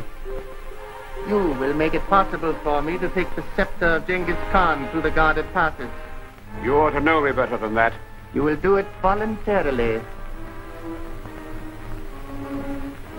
You know why my dacoits are so fiercely loyal to me?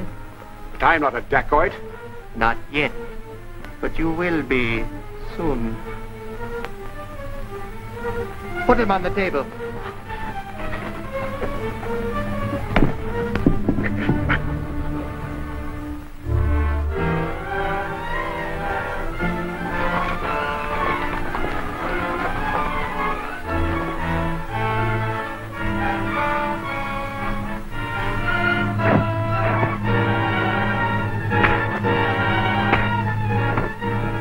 Relax, Sir Nayland. Breathe deeply. You will feel no pain.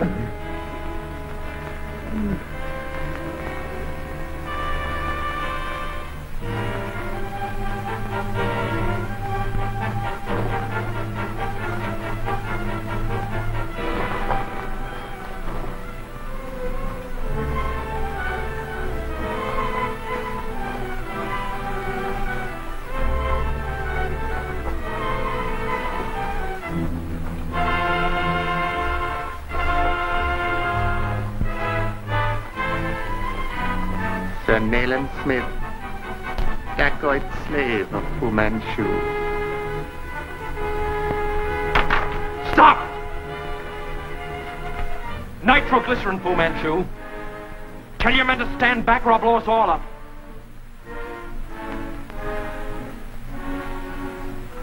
A gallant gesture, Mr. Parker, but foolhardy.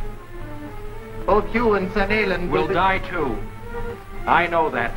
But the scepter of Genghis Khan will be destroyed, and you and your plans to incite the natives to rebellion will die with us.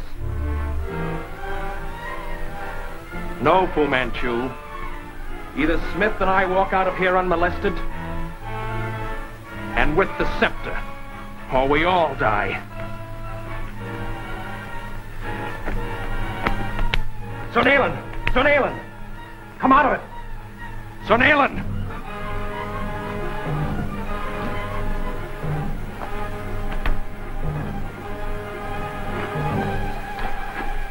Come out of it.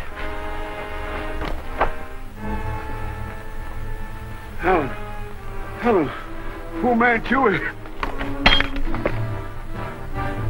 Seize him!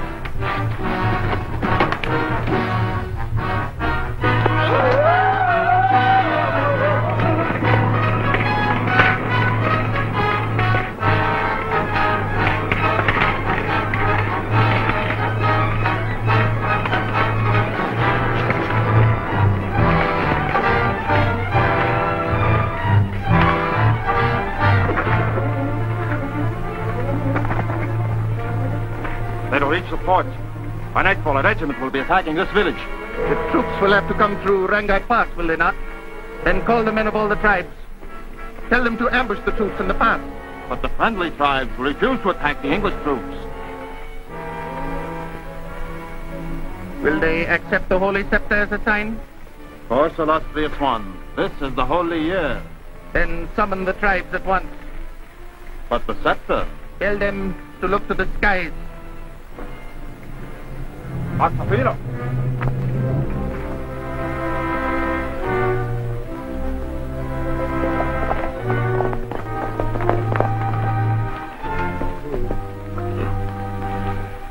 I'll go to the fort. You stay here and see what you can find out. Right.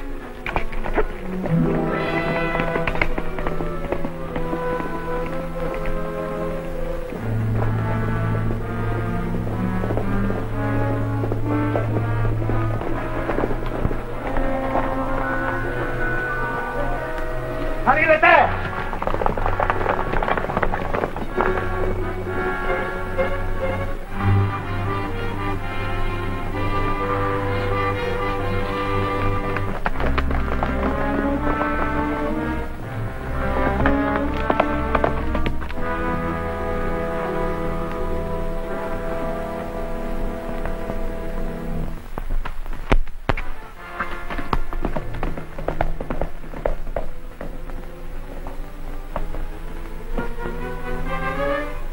And Fu Manchu is in that village, Major Carlton. If the troops attack base at once, he can be captured. Most of my command is on patrol in the passes, but I can send a squadron of cavalry.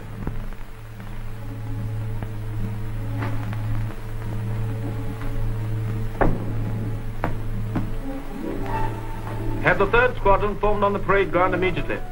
I'll command it myself. And now, Sir Nayland, we'll check over the details of our advance.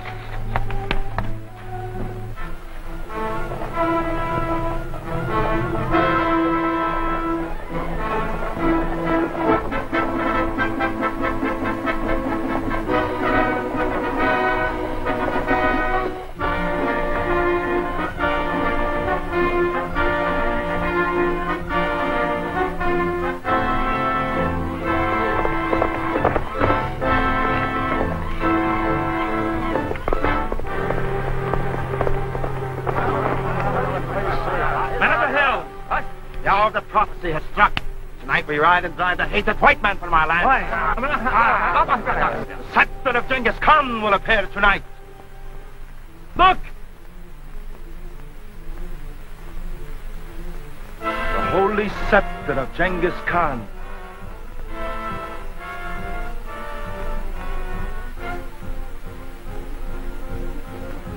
Fate has delivered the foreign soldiers into our hands. They march tonight to Rangai Pass. We will wait in ambush and descend upon them like wolves. Hey! Spread the word! Charge assemble at the pass!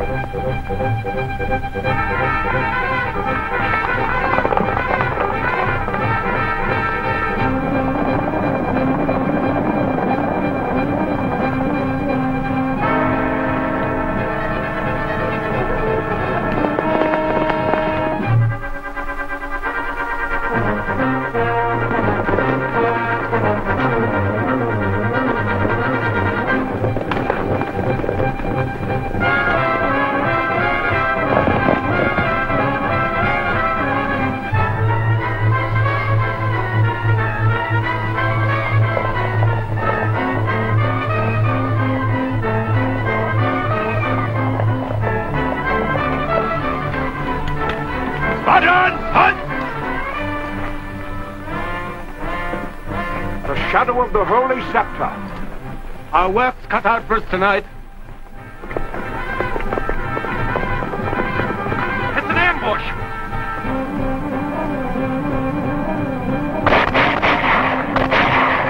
Take cover!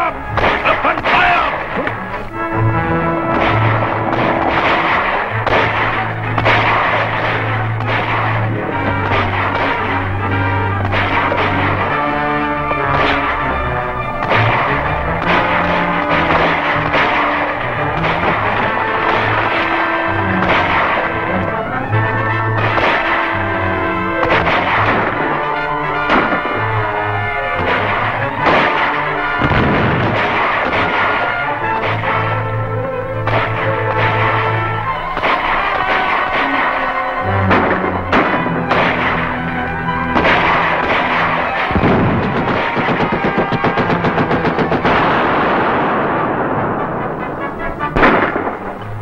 more than we bargained for, Major. Those hills are alive with tribesmen, and more are coming up every minute. And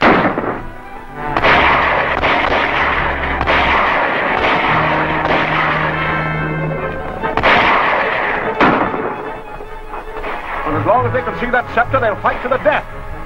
Whatever he's using as a projector seems to be near the Tartar village. Perhaps we can sneak through the lines and stop him. It's a desperate gamble, but we'll be wiped out at this rate. It's worth a try, Alan.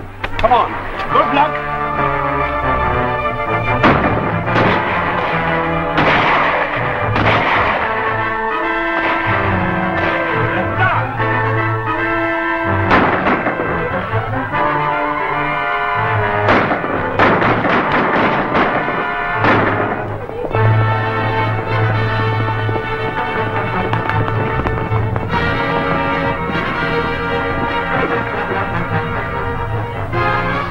That's it. The searchlight on the car.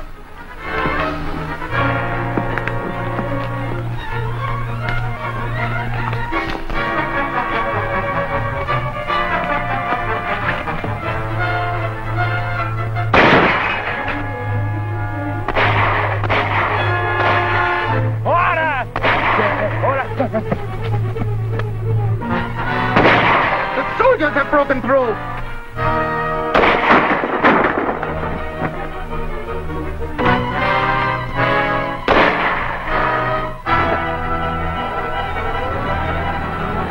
Fu Manchu's in that car. The road turns east over the ridge. I'll cut across and stop him.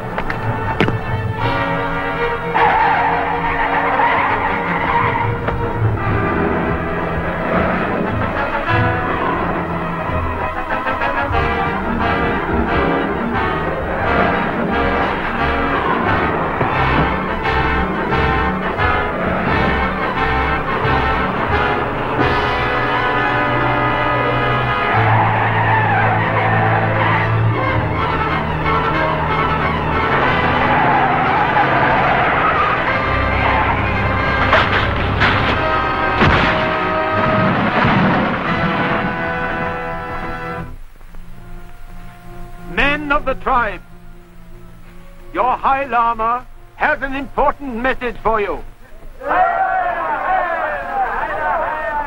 My children, the prophecy of the holy year is fulfilled. The holy scepter of Genghis Khan now reposes with the English officers. All believers in the true faith must lay down their arms and henceforth follow the leadership of those who hold the holy scepter of the great Khan. For the blessings of peace and contentment which are descended upon us, we will always owe a debt of gratitude to Sir Nayland Smith and Mr. Allan Parker. It was their heroism that prevented the holy scepter from falling into the hands of the false prophet, Fu Manchu.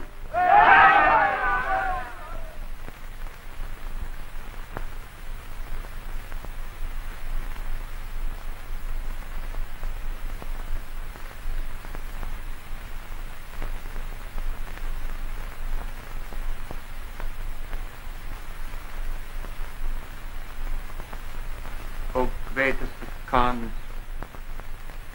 I stand before you in all humility. Your sacred scepter reposes in the hands of my enemies.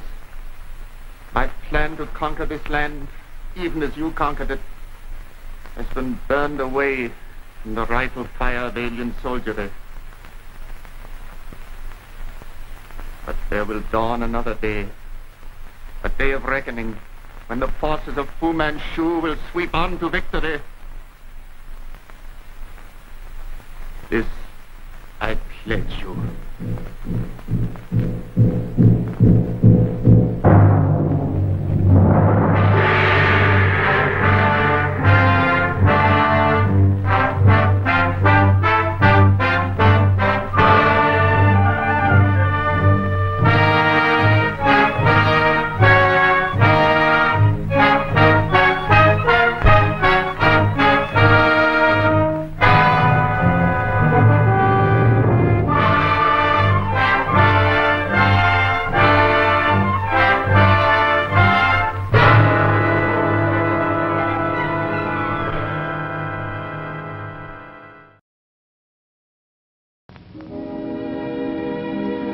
And now, folks, it's time to say goodnight. We sincerely appreciate your patronage and hope we've succeeded in bringing you an enjoyable evening of entertainment. Please drive home carefully and come back again soon. Good night.